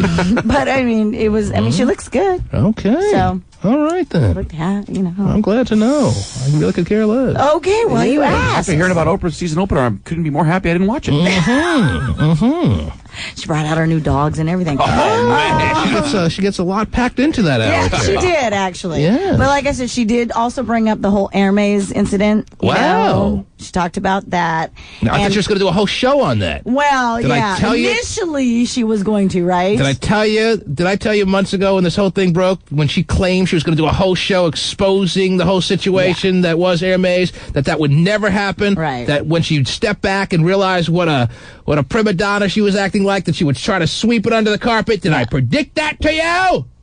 Okay. You did. And she did. Yes. She, in fact, had the U.S. president of Hermes on. Oh, so they're making lovey-dovey now on they're making TV? all kisses. Everything's all great. 2 months ago, she was ready to take them down. Mm-hmm. Now she realizes she was acting like a spoiled bitch, and she's knowing that it's time to actually step back from that and not make a big deal out of it. Well, she's claiming that, all the media outlets who got wind of it made it into a bigger deal than it was. And that really she only had problems with one of the female employees. It's a typical backdoor out of the situation. I told you from day one of this story that Oprah eventually was going to get away from it, and the promise that she was going to do a whole show on it is obviously now no longer going to happen, right? Right. Okay. She just made mention and said, everything's okay. That was the right move, Oprah. And I love Oprah, Terry. I admire her work. Mm-hmm. But she was way off on this one. And now that she was able to get a little perspective on it after a few weeks had passed, she realized she was way off on it and wants to separate herself from the situation, is now all kissy-kissy with the Hermes people. Yeah. Yes. And I'm sure she'll get a nice couple of purses out of it at the end of the day. Oh, sure. Mm-hmm. And she's claiming, of course, that she wasn't trying to play the old celebrity card. Whatever. Yes, she was.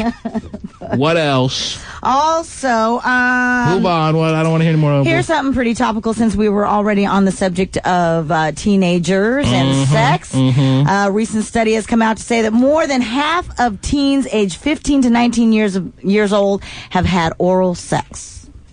Mm-hmm. Yeah, that sounds about right. Yeah. So does that shock you? Sounds about right to me. Okay. Ooh, right. I mean, you probably would hope that they were closer to 19 than 15, but yes, more than your stat is that more than 50% of teenagers 15 to 19 have had oral sex. Mm-hmm. No, I wasn't one of them, unfortunately, although I desperately tried with a lot of girls. Mm-hmm. I mean, I went as far as to take their head and put it in my lap. Wow, you did? Oh, many times, Terry. As a matter of fact, I got the urge to do that to you right now. But that's how you get it done. Yes. That's right. It never worked out for me, unfortunately. It was a tough time in my life. I remember a lot of nights crying by myself, but I got through them, Terry. It made me a tougher man.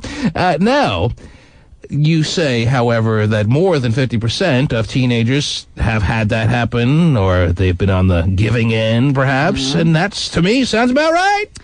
They also no big news there. Well, they also is that big news? I'm not talking like this. Isn't half kind of a lot, though? I don't think so. I think so. That means about 40-some-odd% have not done that by age 19. That means there are some people moving on to 20 years old, 40% of people that are moving on out of their teens and have never had oral sex. Sounds about right. David, your thoughts? Yeah, it's such a wide range number between 15 and 19. I'm hoping they're all 19. As I said, I even pointed out, you would hope that they're closer to the 19 side of the range than 15, but sounds about right. It's not a shocking number. You're going to talk like that the rest of the show. Now, Vinny the Pooh has a brother that has just turned 15. Oh, yeah. I would say that he would say, I'll predict that he's going to tell us that he'd think that his brother's not ready for that, and unless he wants to tell us he's already done it. I hope not. You wonder? No, I said I hope not, but I know he's getting older, and he's a little bit more out there than... And you would hope that your brother would be more at the 19 side of the range, but you know he's not getting to 20. No, I like player that he is. Like, I know, like, the shirts probably come off maybe once or twice. Oh. How come he didn't call us? And I'm pretty sure the spin the bottle game has been played. Yeah. But all that other stuff, I hope it's more on the 19 side. Right. So you're hoping that he holds out as long as he can, but you know, he ain't making it to 20? Probably not. No. I have hope for him. Be realistic. Yeah. All right. Would you bet everything you have that he hasn't done it yet? Yes. Okay. Would you be shocked if you lost everything you had because of making that way? You would be shocked. Yes, completely. If I said to you right now, you can double everything you have if you're willing to put it on the line.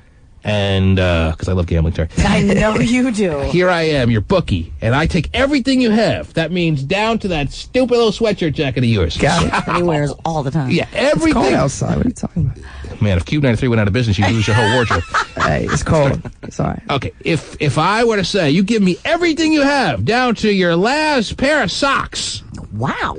And I'll match it, I'll double it for you if you're right. But then we look into it, we investigate, or we have some magical crystal ball, and it's proven that you're wrong. You would be shocked. Absolutely floored. Yeah, I would. All right. Doesn't sound so convincing anymore. Now that I put it that way.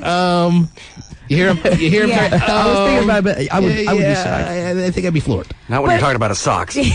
But isn't it your brother who you know, like, when Kendall's cousin was... at the club, was making out with her on the dance floor, and that's making out. If they're like running off to the bathroom stall or something, that's something different. But invited her back to your house. Terry is bringing up, in case you feel a little lost here. Welcome to the show. Okay. 2-3 weeks ago, we were discussing on the air a situation where you were at a club doing your little mixing deal, and your brother was welcomed into the club, even though he was under 18, very illegal, and he was spotted making out with Kendall, the intern that became somewhat of a player on this show, Terry, over the past number of months. Yes. Making out with Kendall's cousin. I did see it, yes. Yes. I mean, it wasn't just a little make-out session. So it was Terry, like hands a-moving. So Terry is saying, is it fair to conclude that the next step, I guess, she is trying to convey is what she has just described in that statistic? I don't think the next logical step from making out in a club with your clothes on, Terry, in front of everybody on a dance floor, I don't think the next logical step is oral sex. Whoa. I think there's a little bit in between. Yeah, if it was, we'd be there every week. But he already claims that he believes that shirts have come off and so on and so forth. So from I guess what I'm trying to say is it surprises me that Vinny would be shocked that his brother. Right, and Vinny said he would even drive Vinny to the girl's house. To the girl's house. And I mean, in summer when we talked about Vinny and his brother, he's talking about how his brother has more game than him. Vinny. I mean, Big Vinny. Like, it's true. Like, Big Vinny. I can't believe you're Big Vinny. Big Vinny at 5'8". I want to ask you again, now that you've had an opportunity to reconsider and hear some of Terry's arguments, as to whether you would be, and the word is very clear, shocked if your brother, it turns out, has already become a part of that statistic at age 15? I would be shocked. He'd be shocked, Terry. Wow, he's sticking with shock. I think for him, it's more fun to actually talk to as many girls as possible and maybe kiss, as far as like as things that he's done already. But your belief is he's too scared, he's not ready. That's the way a 15-year-old should be. Yeah, as far as like when me and him we have conversations about this, and what I get from him is that he's not ready for it. At 15, you're too scared, and if you're not too scared, you're a little too advanced for the average 15-year-old's mind. I would think so. Yes. So you think he's in the right frame of mind of being too scared, not ready for it, holding out for a later day, month, year, hopefully. Yes. Yes. Shocked! Of course. Of course. Shocked. Terry's still looking at you like, you're a little naive there, big brother. I mean, I think that he would. I think he would be maybe surprised, but shocked. I wouldn't be shocked because of, I'd be shocked because I'm more shocked if Vinny has sex with his girlfriend than if I don't know. We'd be more shocked at Pasty than Mini Vinny. Right. I'd be shocked because he didn't give me like any like idea while we were talking that he would even do anything close to that. You expect your brother would come to you and lay it all out for you if he was getting close to this. Yes. And he has not given you any indication. Yeah, that he would be like, well, last night we came real close to doing this. And I'd be like, you'll know when he's on the doorstep of oral sex. Yes. Oh, I love that doorstep, by the way, Terry. Knocking. Ding dong. Well, I would hope so. Like, I would hope he would come. Because that's what a good big brother should be aware of. When your little brother's on the doorstep of that and then offer advice as you see fit. Yes. I see. And the fact that do you live with your little brother? Mm-mm. You don't? Okay. Like, real close. But you're real close, okay. So the fact that you're real close, you would again be shocked if he didn't share with you that he's coming down the walkway up to the front door of oral sex. Completely shocked. Mm-hmm. Wow. Well, there it is, Terry. Okay. Then if he told me that, I'd want to know what else he has not been telling me. I got to take the man at his word, Terry. Okay. He's Big Vinny. He is Big He's Vinny the Pooh is Pooh. Yes. And guess what, Big Vinny? What's that? You get to keep your socks. Wow. All right. Unless, of course, we find reason to have to take him away. Now let's get Mini Vinny on the phone. I was just about to say, on the hotline. Let's see how many emails T-Man gets about Mini Vinny. Oh, geez. Not as many as your son, Terry. Oh, I'm sure.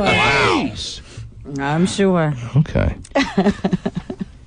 So are you done with that statistic? Yes, I am. Well, actually, one thing that I just wanted to point out, this survey they're saying shows also, they point out that young women are more sexually confident than they used to be. So, well, that's, I guess, two ways to look at that. It's just a nice thing that young ladies are overall feeling confident about themselves, or you may take a different perspective and be a little alarmed that women that are under 20 are so confident about their sexuality. Oh, Jason. That was really adding to the moment. Definitely made it better. I think, if anything, Terry. Yes? If there's any shock to go around here, I'm surprised the statistic of 15 to 19-year-olds having oral sex is in more in the 70% range. Oh, man. Wow. What are you getting all worked up about? Well, how old were you when you got your first oral situation happening there? Right in there, 17. 17! Whoa! So what are you shocked about there, big guy? Seems shocking. All right. It does seem shocking. Seems shocking. Because it is weird. Man. Anyhow. Maybe I wish I was in high school again. What? Well, it's always going to be the case for all of us. But anyhow. No shock. All right. No major alarms going off here, Terry. Okay. What else is going on? Well, got some news for you out of Detroit. Apparently, local officials there are seeing an influx of high-class prostitutes there. For some reason, they think that it's due to all of the big sporting events that have been happening in Detroit. What big sporting events been happening I guess in Detroit? in July they had the All-Star game. They did? Yes. Well, I guess you got to watch baseball to know that. Yeah. And also the Super Bowl coming up in February. Hey, it's a funny thing. I love baseball. I can't watch it. It's too damn boring. Wow. There's too much to do on the internet. Okay. All right. So they had the All-Star game in Detroit? Sounds like it. Mm-hmm. Yes. All right. And the Super Bowl's going to be there too. Well, Super Bowl. In February, I know they have a new NFL stadium there, so that makes. They probably have a new baseball stadium there too. Yeah. All right. Whatever. And because of that, some high class hoes have been setting up shop there, Terry. Mm-hmm. They're noticing, the ones that are wearing, better clothing, charging more money, that kind of thing. Yeah, I understand the high class hoe concept. Less likely, they say, hooked on drugs. Less likely to be hooked on drugs. What about hooked on phonics? Well, I don't know. Can you order that? I want one on drugs, please. I'm sure you could get one. I don't care how many great sporting events they're having in Detroit, Terry. I don't care if they're having the Olympics. If I'm a high-class hoe, I'm not going anywhere near that joint. To Detroit? No.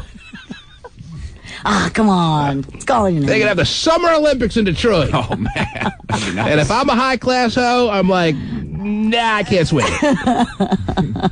So what you're telling us, basically, Terry, is that Motown is turning into Ho-Town? Yes. Well, according to officials there. Wow. I think they're just trying to boost up some tourism there. That's going to work. We got high-class hoes now. I'm about to call my travel agent. And I would have never considered going to Detroit. It seems like one of the more disgusting cities in the United States. I'm sorry to have to be so blunt for those of you who may have relocated from Detroit. Ooh. Congratulations on that, by the way. I mean, I've never really spent any time there but just from some of the footage I've seen, Terry. Mm-hmm. Seems a little dirty. Maybe. Isn't it cold there in the winter? Cold there in the winter. Why are they having the Super Bowl there? GM shutting down their plants, basically. I saw that on Roger and Me about 20 years ago. And, I saw Gung Ho. That did not look like a nice place. Oh, my gosh. All right, so it's going to take a little more than an all-star game and a Super Bowl for me as a high-class hoe, Terry. And I'd make a great high-class hoe, by the way. It would take a little bit more than that for me to set up shop in Detroit. Hometown of Kid Rock. Not getting me there. Right. Huh?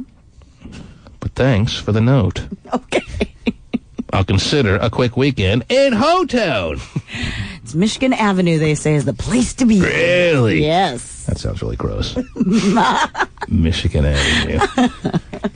Pack 120,000 people in for a college football game.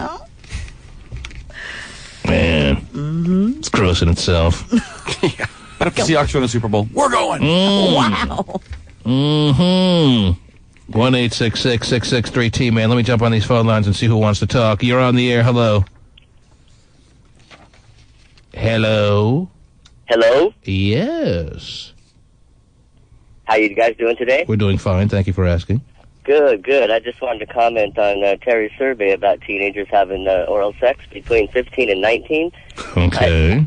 I think it's closer to like 11 to 17, I would imagine. I have teenage daughters.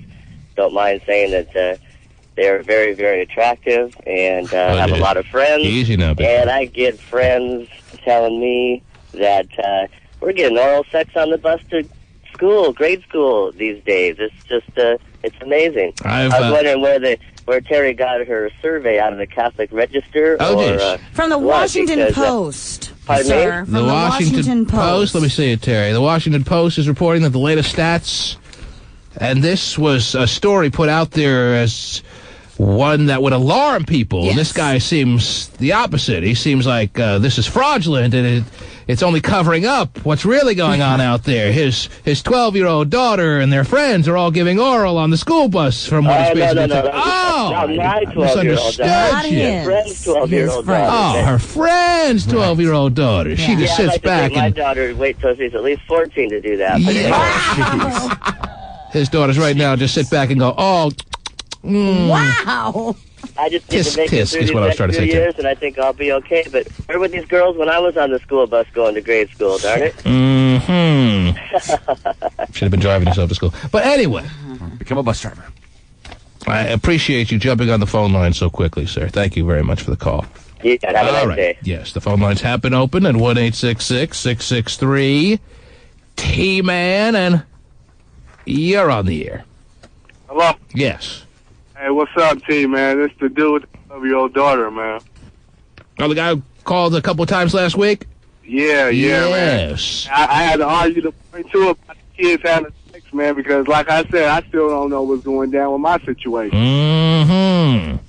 I got factual evidence. I got little dudes climbing out windows. Yes, we remember the story, sir. Yes. You know. Is there anything to update us on, sir, or no? Any new updates or no?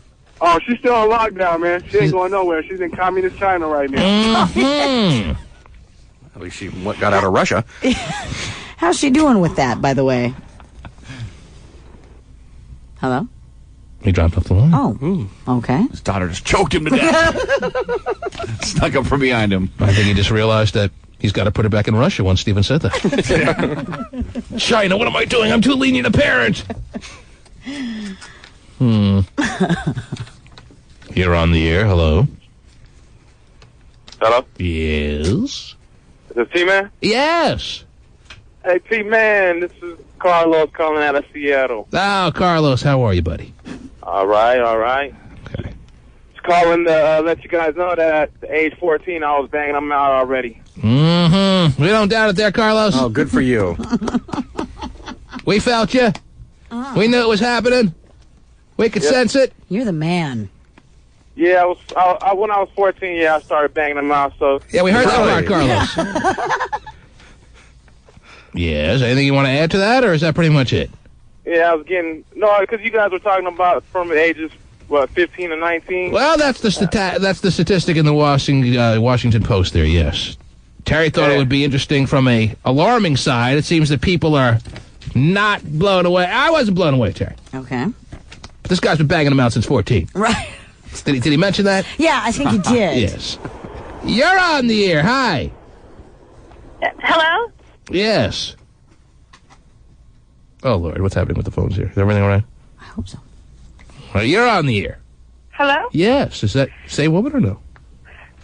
I was just listening to your guys' show, and I heard the guy that said he thinks 11 to 17-year-olds are giving more oral sex than 15 to 19, and I'd have to agree with him. Are giving more than 15 to 19-year-olds? No, more from 11 to 17. I know, but you're saying 11 to 17 are giving more than 15 to 19-year-olds. Yeah. Wow. So when they turn 18, they stop doing it, is what you're saying. Because I'm 20, that's kid and stuff. I have younger been there, done that. Yeah. Steiner all the time. Oh, man. Wow, Stephen learned quick. Yes. What do you want to add to that? I think that's horrible, like what's happening these days. Because I have a younger sister, and I just can't believe the things that her and her friends and they're all doing. It's unbelievable. So I just had to say, that I totally agree with them there. Well, if that was the case, the Washington Post would have been investigating that, I'm sure, Terry. The story is not that over 50% of 15 and 19-year-olds are having oral sex, but, footnote, it's 98% amongst 11 to 15-year-olds. No, I think the statistic is lower. It's not zero. Don't get me wrong. Obviously, it never will be. It never has been.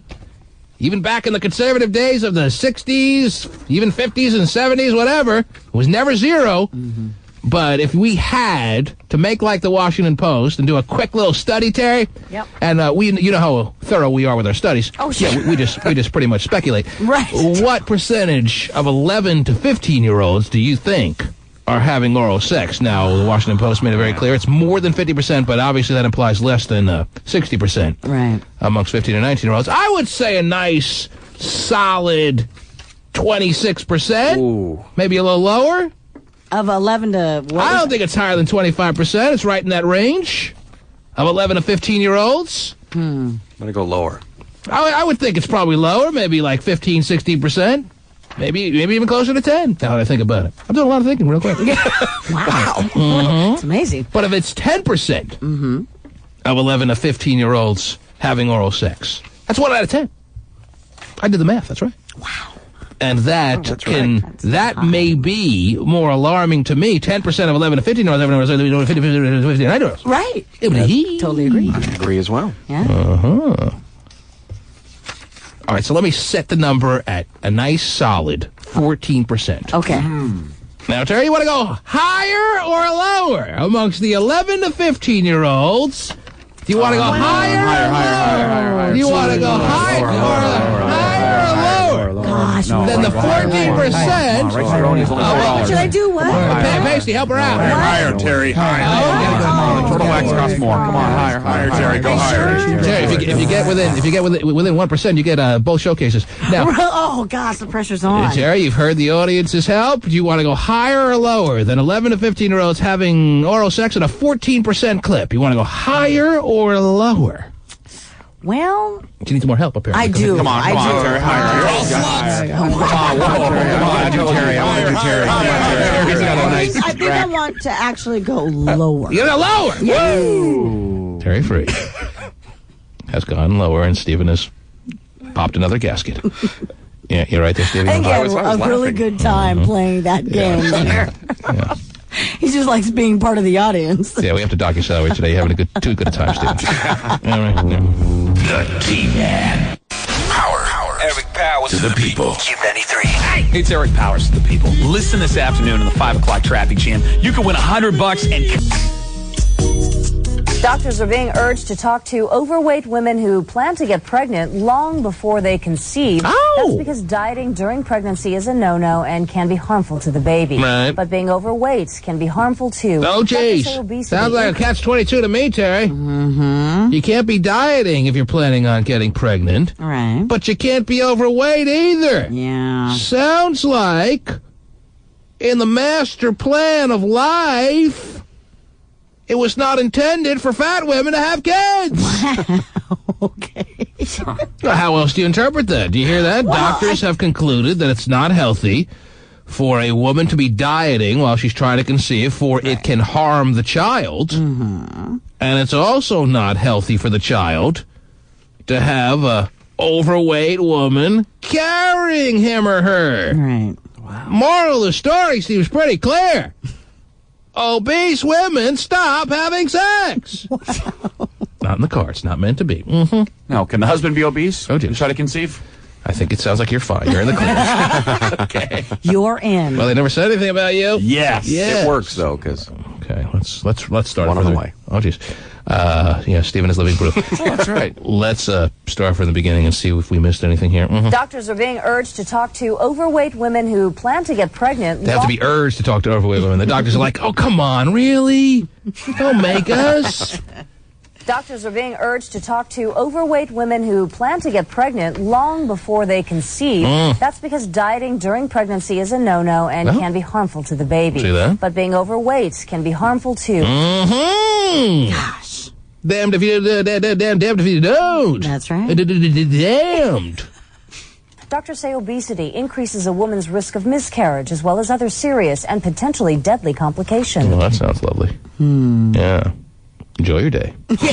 So, look, if you're a 280-pound woman and you get pregnant, do you go to like 340 or whatever? You know, do you still gain the 40 pounds? Or is that just it? Great question. You're maxed out. You can't gain anymore. Well, naturally, you have to. Your 280 should make you roomy enough to carry the baby without having to gain any extra weight. Kind of what I'm wondering. But because you're carrying a child that has some own weight of his own, right? You may go up to that 320 that you're talking about. Wow. One of the conundrums of life that you'd have to ask a 280-pound woman, but she'll never tell you. Anyhow, Yeah. So we'll all have to just speculate. Right. You look 280 to me. What else is going on in the world there, Terrence? What else is happening? Well, this is, I thought, was kind of interesting. Hot Shot might be interested in it. Oh, jeez. The stores, Casual Male, Big and Tall stores, they're doing a name change. Wow, Terry's sticking on the overweight story little themes here. I appreciate that. Super nice. Well, I'm trying. All right. Apparently, there's been new management at those stores, and they've decided. Everyone's seen a Big and Tall store, I'm sure, right? From the inside. Oh, well. Well, see that I knew that he's shopped there before. That's why I thought he might be interested. Some people have their own parking spot there. Others just drive by it. Right. Sure, I have one right now. 4XL. Wow. Mm-hmm. Anyway, they've decided that most guys that go shopping. Steven's not impressed, obviously, with 4XL. Right. It's got you doubled up. Wow. All right, what's that now, Terry? I'm sorry. I didn't mean to interrupt. We want to start from the beginning there.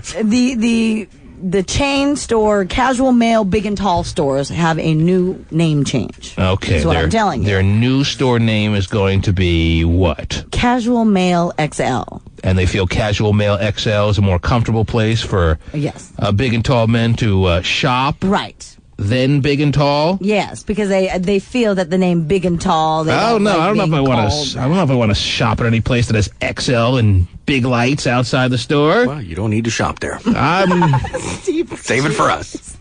You're fine. Yeah, big and tall's fine because when I'm in there, I'm like, well, I'm just tall. I'm not going to be stealing your poncho there, Steven.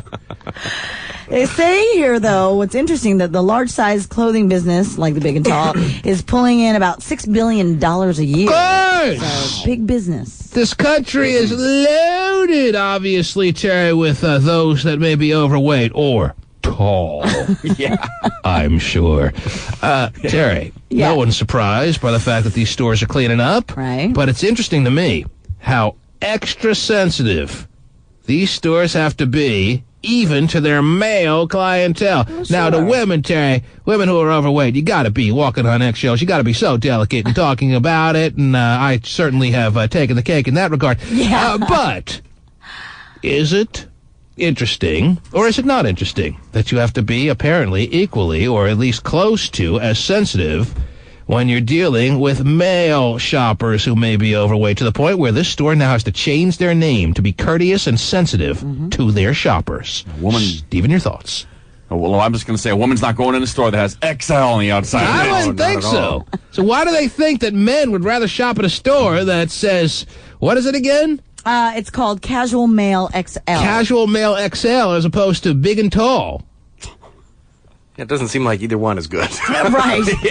Back to the drawing board. Yeah. How about they just call the place Clothes? You could call it petite male, but we all know what really it is, and that would be good. Just call it Clothes, and as soon as you walk through the door, you'll have a pretty good idea where you're at.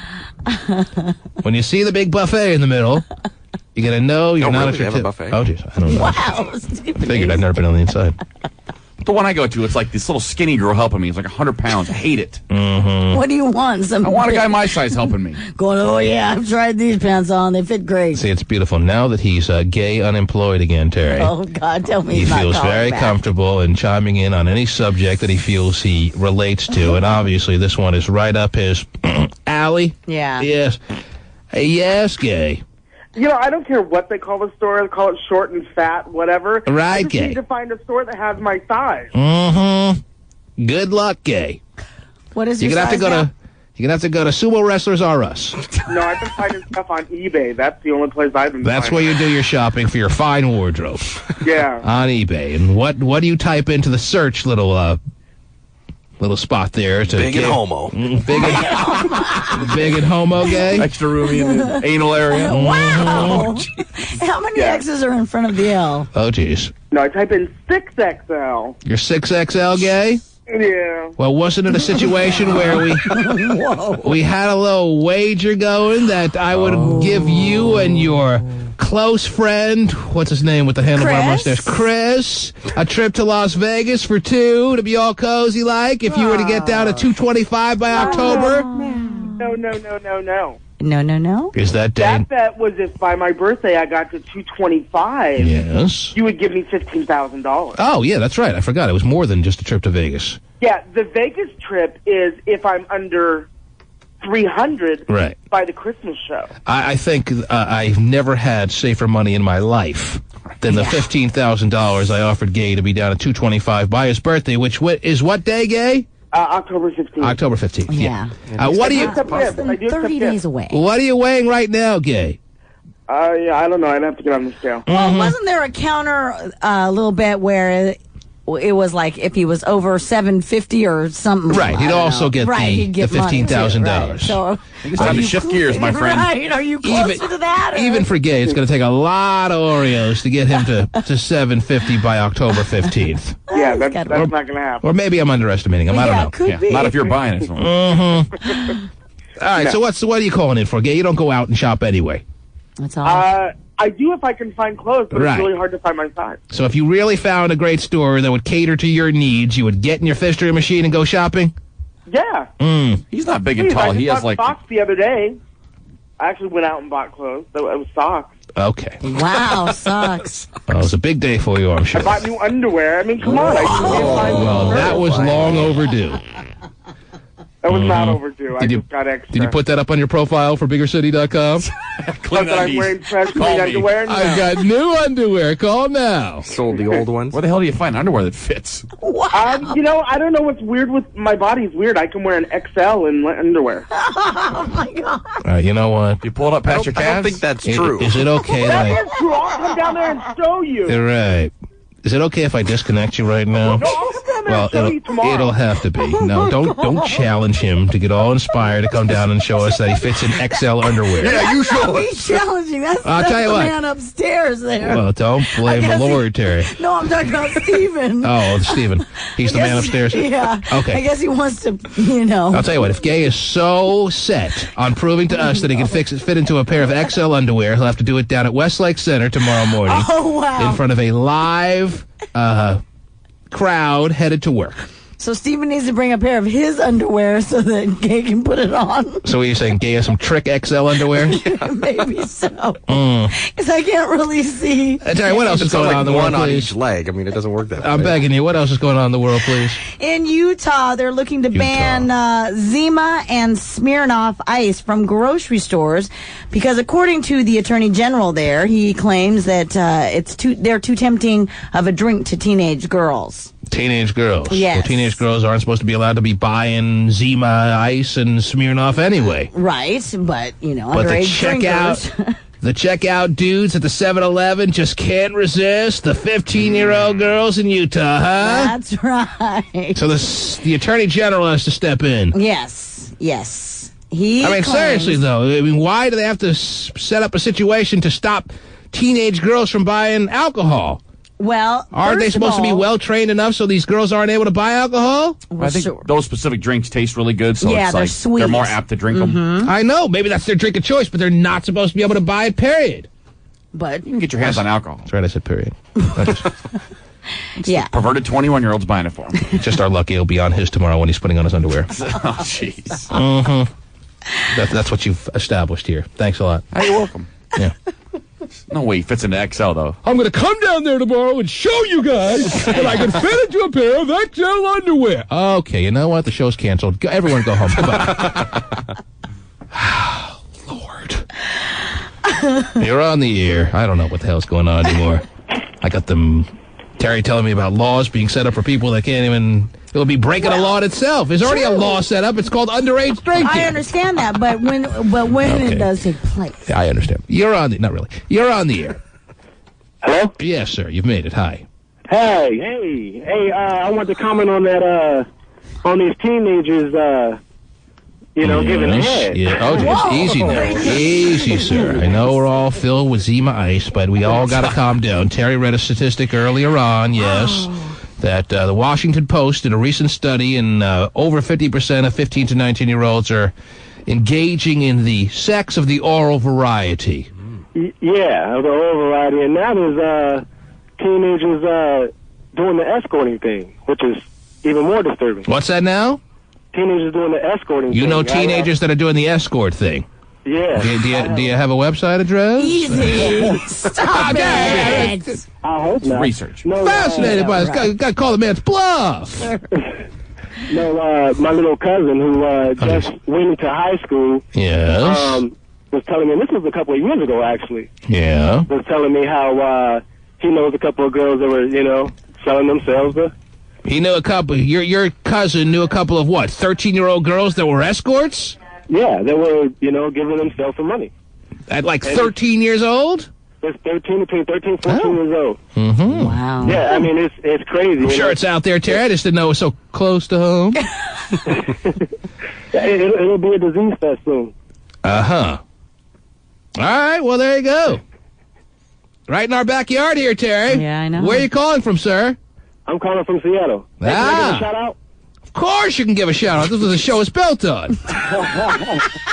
Well, hey, anybody out there listening that needs a car, come down to Auburn Nissan. Oh, well, you can't give that kind of shout out. Man, sponsors pay $500 a minute to advertise on the show, and he's advertising his joint there. I can't do that. Man. You would have thought it was his first cousin or something. Yeah, I thought so. Still make Nissans? Yeah. Oh, jeez. Anyhow. In fact, you'll hear about it in the next traffic report. Is that right? They're the sponsor of the next Who one. is? Who is? Nissan.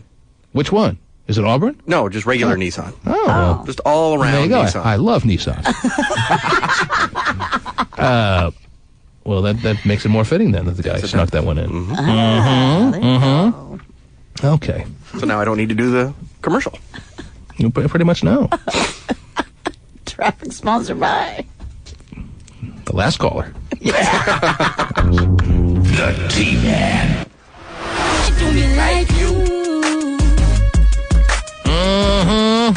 Terry, have I mentioned to you this morning what? That the text page number for those out there that feel a little reluctant to call on the phone lines but want to send us a very important /private message, Terry, that's available at 97373. That's 97373, like Ryan, who text page from the 253 area code that said, I didn't need to know that the big red gay man and I share the same birthday. Thanks for nothing. That's Ryan J. signing that message. Oh, Ryan J. Ryan J. So be a little more clear as to who exactly sent that message, Terry. He's a heck of a guy. Not just any old Ryan. Not Ryan P. Not Ryan G. Right. It's Ryan J. Ah, gotcha. And he's rather disturbed to find out that he was born on the same day, or at least shares the same birthday with the big gay redhead, as he puts it. Yeah. At 8:28 and 36 seconds, somebody from the 425 writes the following, a text page. Hey, T, I'm an 18-year-old man, and about a week ago I popped the fruit of a 14-year-old. Now her mom keeps calling me, and I've been avoiding her calls, but I'm thinking about showing her my studness. Oh, jeez. That's special. Now, Terry, this is obviously very easily interpreted as the potential bullcrap texter of the day. Ooh. Yeah. Or do you think there's a very strong possibility that there's an 18-year-old out there that just may have committed statutory rape? I don't know the finer details of the law. Yeah. But I think that's right. did in fact have sex with a 14-year-old. It was the 14-year-old's first time, and the mom has been trying to get a hold of him, and he's been avoiding her calls and is heavily considering giving her what he thinks she needs. Showing the mom. There's one way to find out, of course, and that's calling up the text pager himself, Terry. Ooh. And getting a little more detail and maybe deciphering in the first 30 seconds of that call if there's any reason to go forward because it seems like it may be truthful. I could do that, Terry. You could. But as always, we can only call back one texter per day. Yes. So you'd have to tell me, yes, stop the presses. I don't need to hear any more texts. That's the one I want to call back today. Uh-huh. Or I could read you a few more to give you an idea of how the texters are chiming in today to see if you feel comfortable of stopping the proceedings and having me call that guy back. Yeah, but if we skip over it now, we can still come back to it. That's right. Right. Oh, yeah, I want to hear more of that. But I wanted to stop the presses myself. But the rule is, if I complete this round of text pages, you can't in the next segment say, oh, you remember that guy who texted and you read it last segment. You can't do that. So it has to be within this time That's frame. right. That's T-Man rule number 182. Okay. It's going to go up on billboards. It's important for everyone to know that. Okay, so within this time frame. You have to stop me before I've read the last text page of this segment and say, yes, that's the guy I want called back. Okay. You're not ready to do that right now? Not quite. Well, then I'll move on. Oh, the game goes on. Just Steven's a dickhead one. We gotta call that guy. Yeah. They're usually so entertaining. Somebody writes the text page. You should have just left it alone, Steven. I doubt young women are more confident these days. They're just under more pressure and are becoming easier. Because you read a stat, did you not, Terry? Yeah. That indicates that women who are in their late teens are more confident today than ever before, or something like that? Yeah, as part of the survey with the... Yes. Tyler writes. Oh, Tyler? Yes. He writes, I wouldn't be surprised if your girl Terry Free was giving oral by age 4. Wow. No. Stop the presses, Terry. Front runner. It wasn't. Front runner, for sure. But just to answer that question there, Tyler.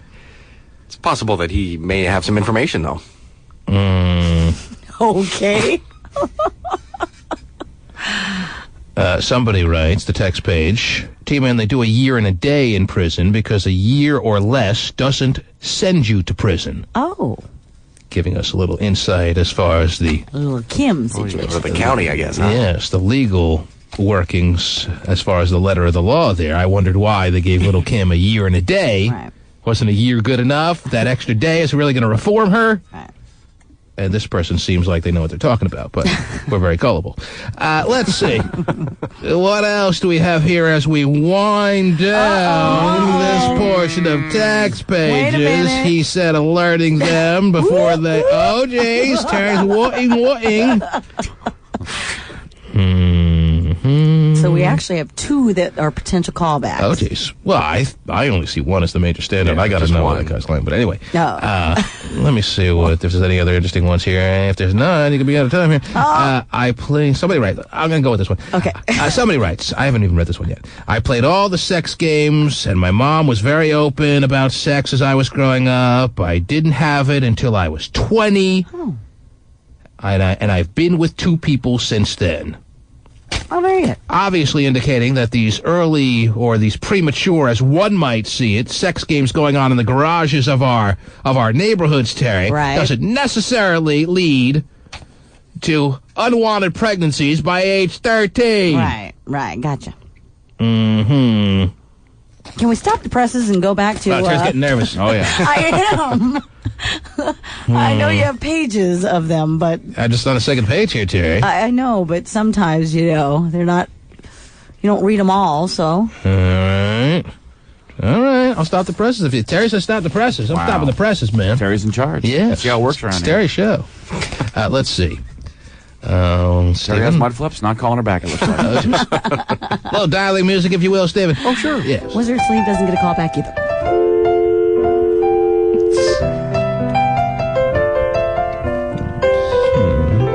How do those shoes fit, sir? A little tight. Calling Mr. Statutory.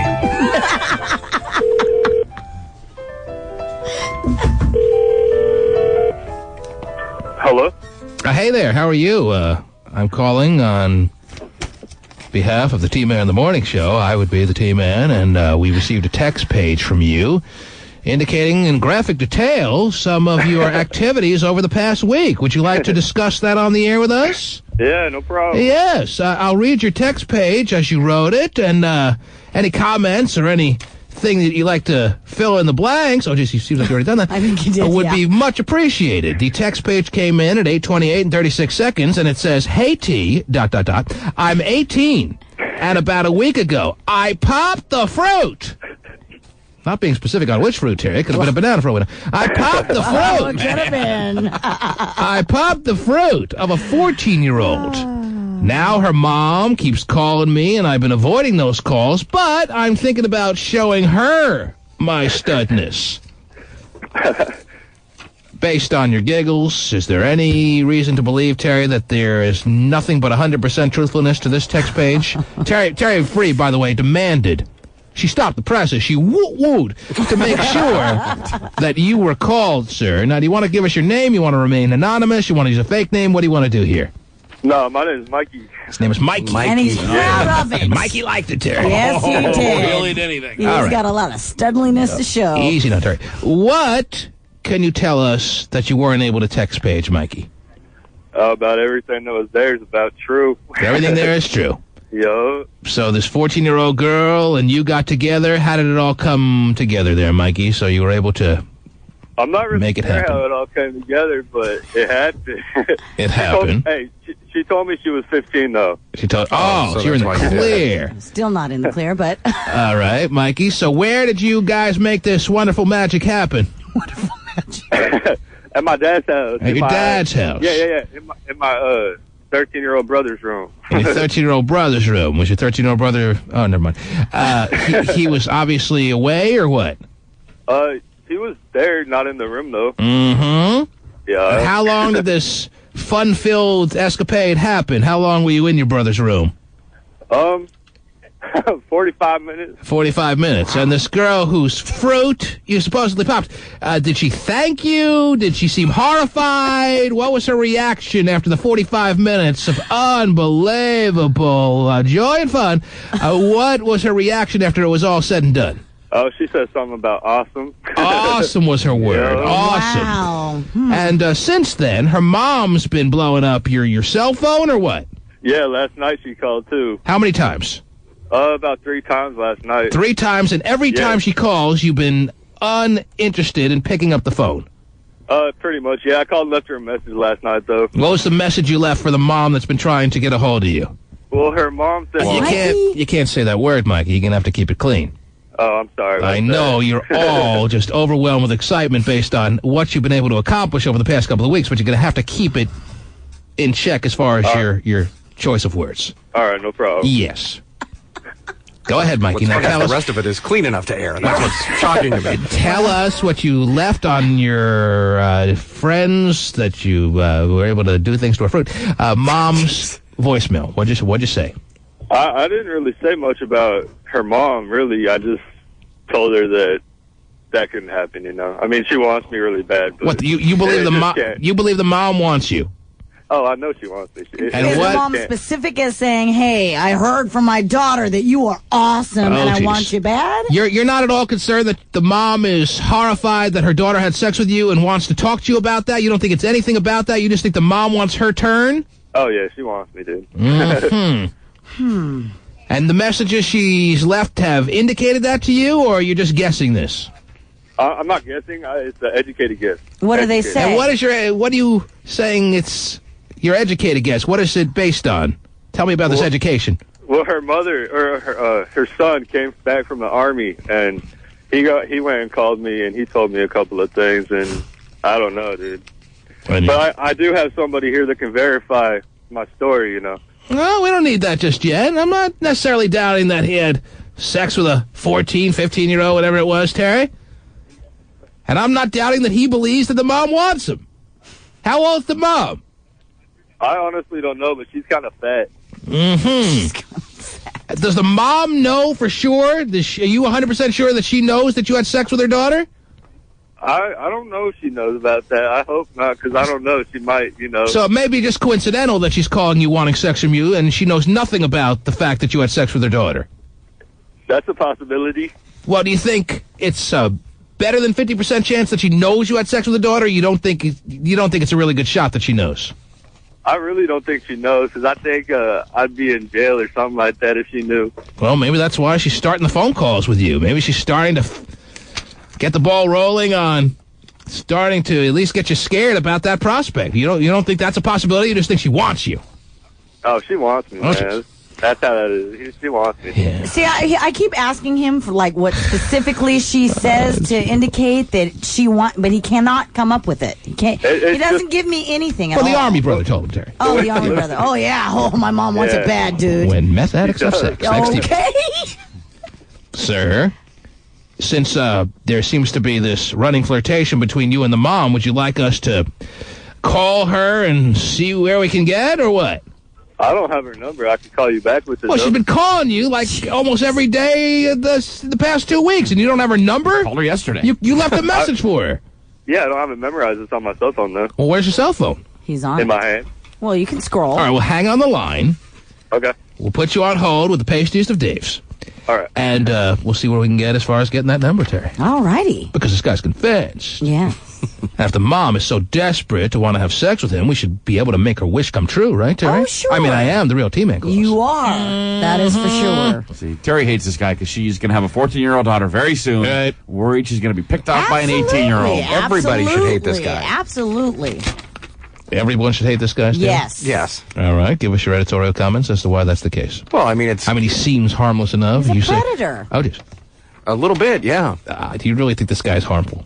You really think this guy is that He's dangerous? going for a 14-year-old? What? He can't get it done with somebody older or his age? He's a little delusional, too, Terry. Is he bright enough to be that dangerous? Does he sound bright enough to be that dangerous? The true dangerous people that you worry about in this world have a little bit more intelligence, and it sounds like this guy is carrying along with him from day to day. Well, he's like, I didn't know she was 14, and I thought he was going to say, well, she told me she was like 18 or 19. Right. Told me she was 15. Oh, well, that's okay. I guess we're cool then. Case in point. I mean, but that just because you're dumb doesn't mean you know, can't be a predator. I honestly think this dude didn't have sex with any 14-year-old. I might have. I can't say for sure, to be honest. And nobody wants him, so. How are we doing there, Pastula? He won't give up the number. He won't give it up. Uh-oh. Mm-hmm. Maybe he is then the bull First crap. he claimed he couldn't find it, and then it's like, I don't want it. Hey, Mikey! Mikey! Hello? Mikey! Hello? Mikey! Michael? Why are you not giving us that number, Mikey? There's an age difference there. Like you guys said when you read that text, it's a statutory rape, even though she was more than willing. Mm-hmm. Oh, well, cool then. So now all of a sudden you have a problem with us calling the mom? Yeah. Hey, we're not out to get you arrested, dude. I'm just pretty much curious to see if the mom really wants to do you. I don't really care about the statutory rape angle of this. Let her mom worry about that. And it sounds like she's not worried about that. What she's worried about is hooking up with you. Yeah, that's all she wants, yeah. So if she's so into hooking up with you, I don't think sending you away to prison is what's on her mind. I'm sure if I told her that I didn't want her, that wouldn't be a problem for her. Well, then don't tell her you don't want her. Tell her. She's fat. Do what you got to do to stay out of jail. You got to stay out of jail now, bud. You might do worse in jail. Yeah. A lot of fat guys in jail. Mm-hmm. Would you rather have a fat guy in jail or a fat woman out of jail? That's a good point. All right, so you want us to call her? I'm thinking about it. Mm-hmm. All right, I'll give you some time then. Anyone says they're thinking, Terry, they deserve some time. True. Mm.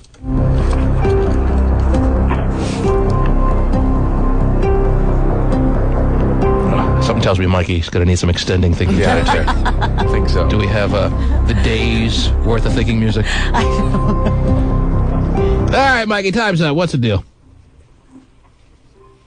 Oh, geez, he's listening to his radio. Well, he needed to hear the music. Yeah.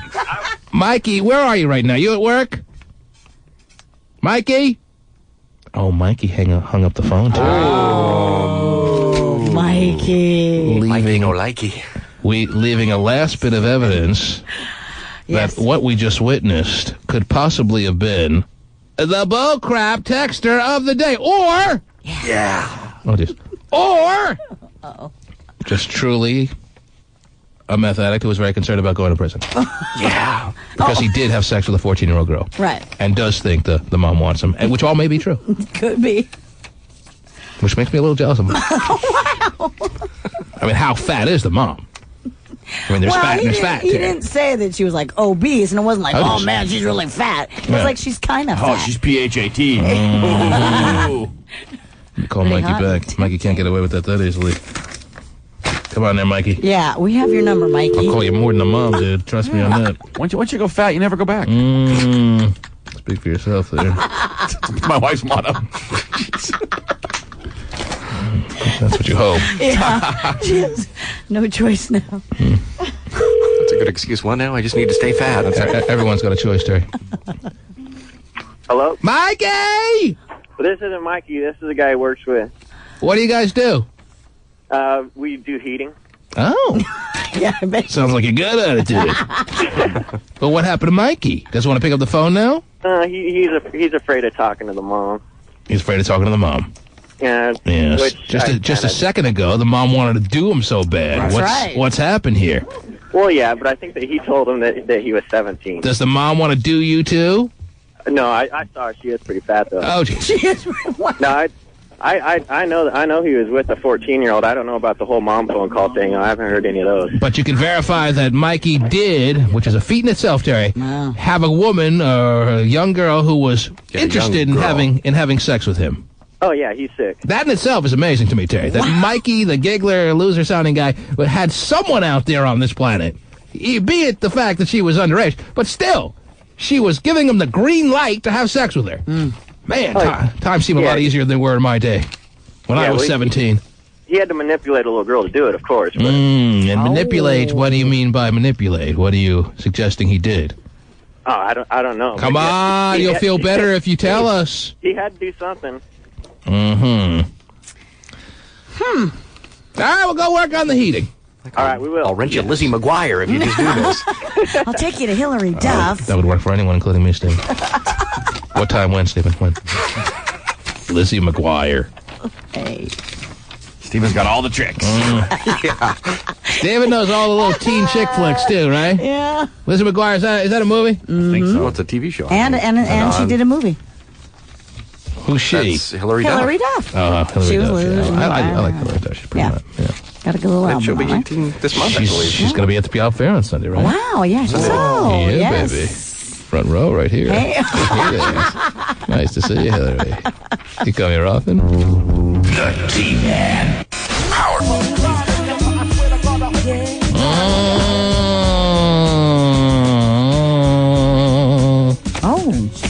Oh, I can show off the pipes, Terry, baby. Wow. Yes. You've got some pipes. Oh, don't get me singing now. Those aren't pipes. Oh, Whoa. yeah, pretty sure about those. Anyhow, let me look over some of the latest text pages. At 9:21 and 54 seconds, somebody writes, Mikey's a loser. Oh. Fresh fruit is great. Unripe fruit is sour. Wow. I'd like to kick Mikey's ass. Oh. Terrific metaphor there, by the way. How do you spell sour? Hang on a second. I'm just writing that one down.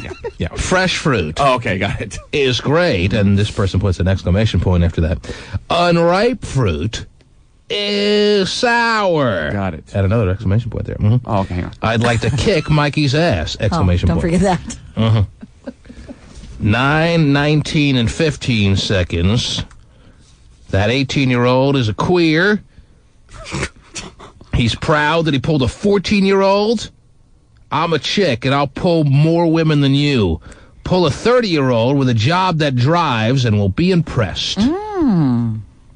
Yes. It's impressive to pull a 30-year-old? Apparently so. Okay, good. Yes, that drives, by the way. Oh, okay. Yeah, the 30-year-olds that don't drive are very easy. Right. Mikey did seem impressed, though, with his whole conquest. Yeah. 9, 16, and 25 seconds. T-Man, please tell this R. Kelly wannabe jackass that what he's done is called rape, and if the mama lets it go, she needs her ass whooped, too. Signed, Mrs. Davis. Oh, I've got from Mrs. Terry Free. Mrs. Davis. Mrs. Davis. Mrs. Davis, my homework will be ready tomorrow. Oh, geez.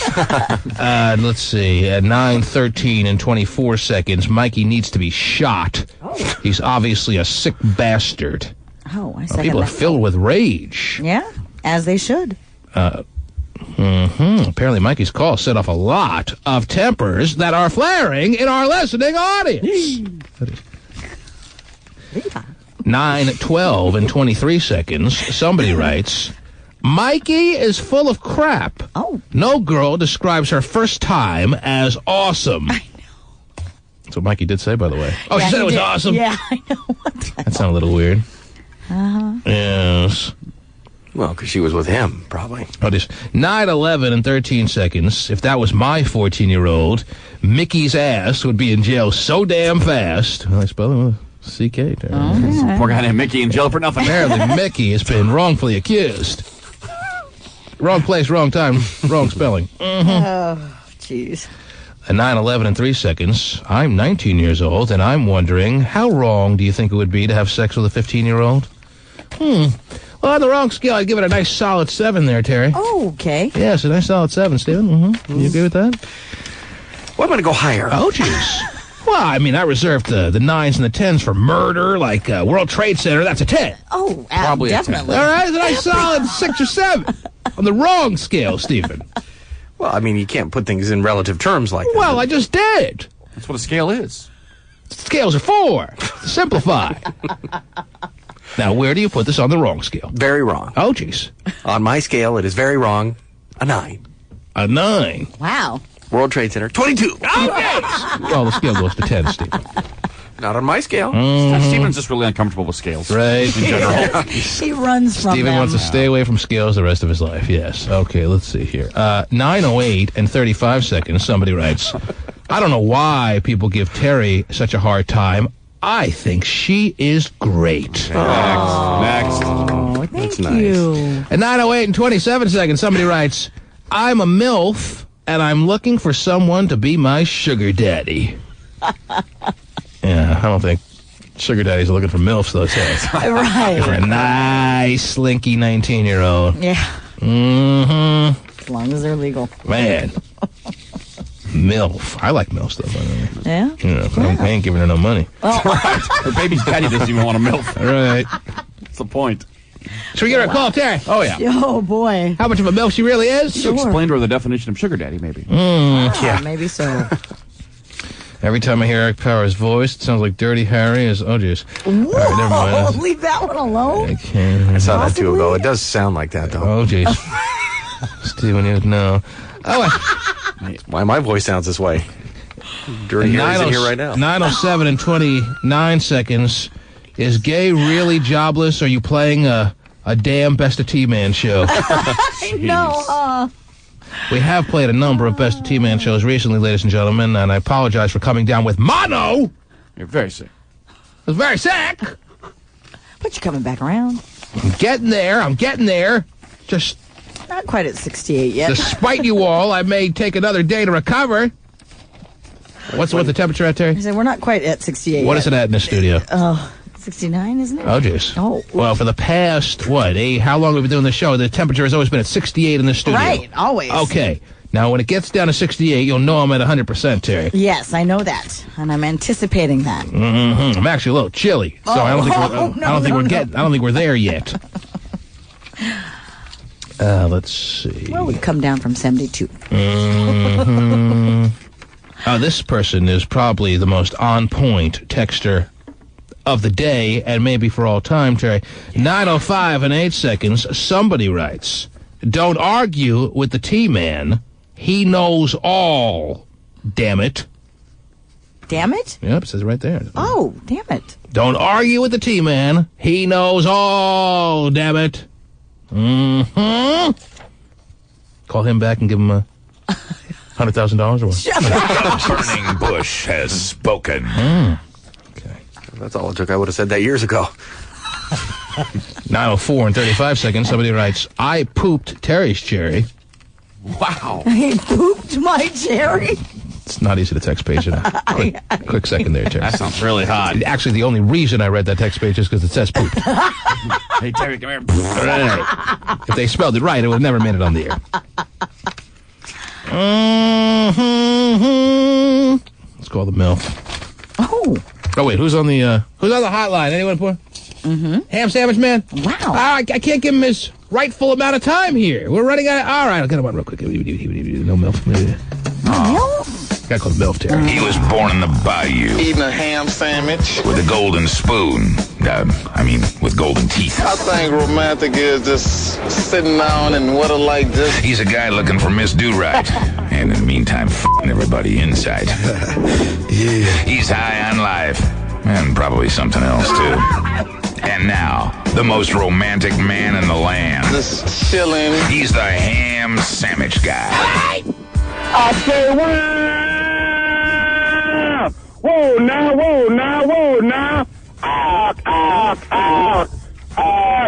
Wham! There he is. Hammy, time is short, and so am I.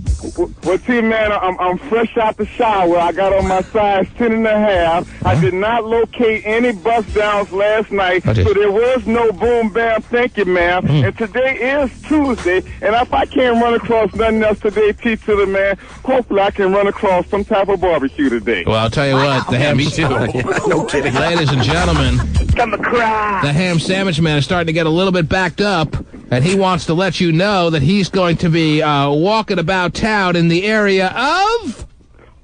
Rainier, downtown Seattle. If I make it to the north end, I'll make it to the north end, but that's just on my agenda. And if anybody need a money order, they got this little spot around here, 39 cents for a money order. Wow.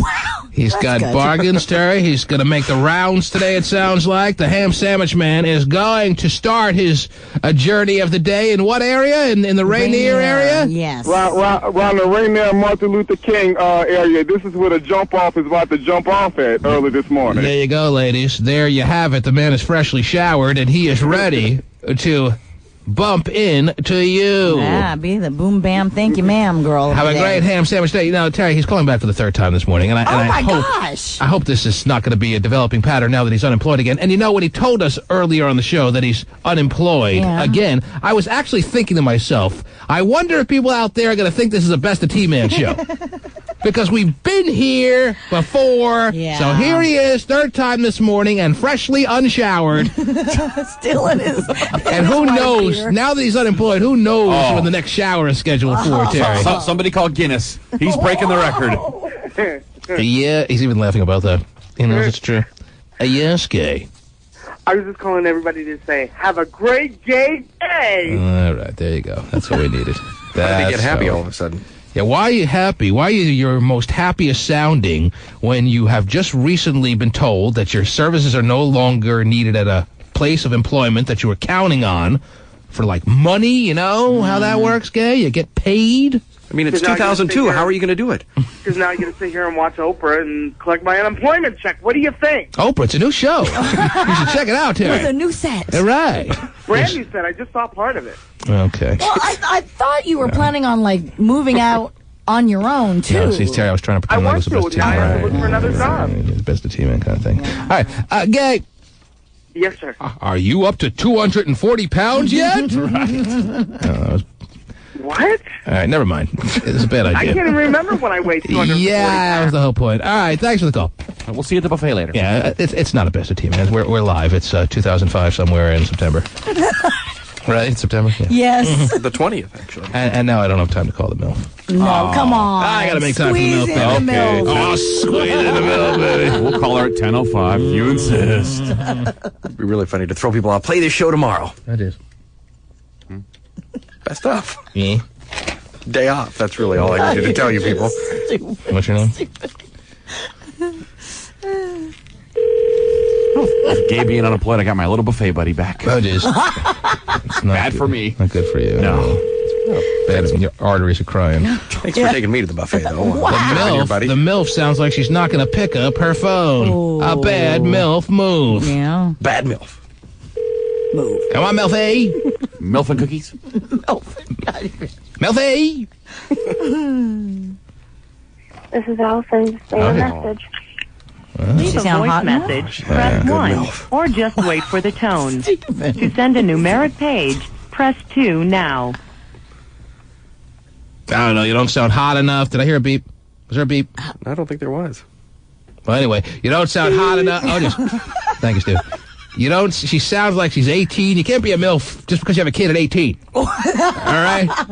What is the age then of MILF? No, I agree with you. Terry, to be a true MILF, you got to be like 28 or over. I'm sorry. Oh, really? Oh, yes. okay. I didn't know that there was an actual age. Actually, I'm being lenient by not saying 30. Okay. You should be in your 30s. Wow. Minimum Up 30. Oh, I had a kid at 16. Am I a MILF? No. That MILFs were like your friends' No, you're a whore. moms. Wow. What's that, that's David? nice. I thought it was like your friends' moms. Yes, Those it always were was for supposed to be me, yes. MILFs. Mm-hmm. Okay. Well, I'm glad we could straighten that out. Yeah, it's the moms of the kids that play on my football team. I'm sorry. Was that out loud? Sorry about that. Well, I may have to join you at practice today. Thank you so much. There you go. The T-Man.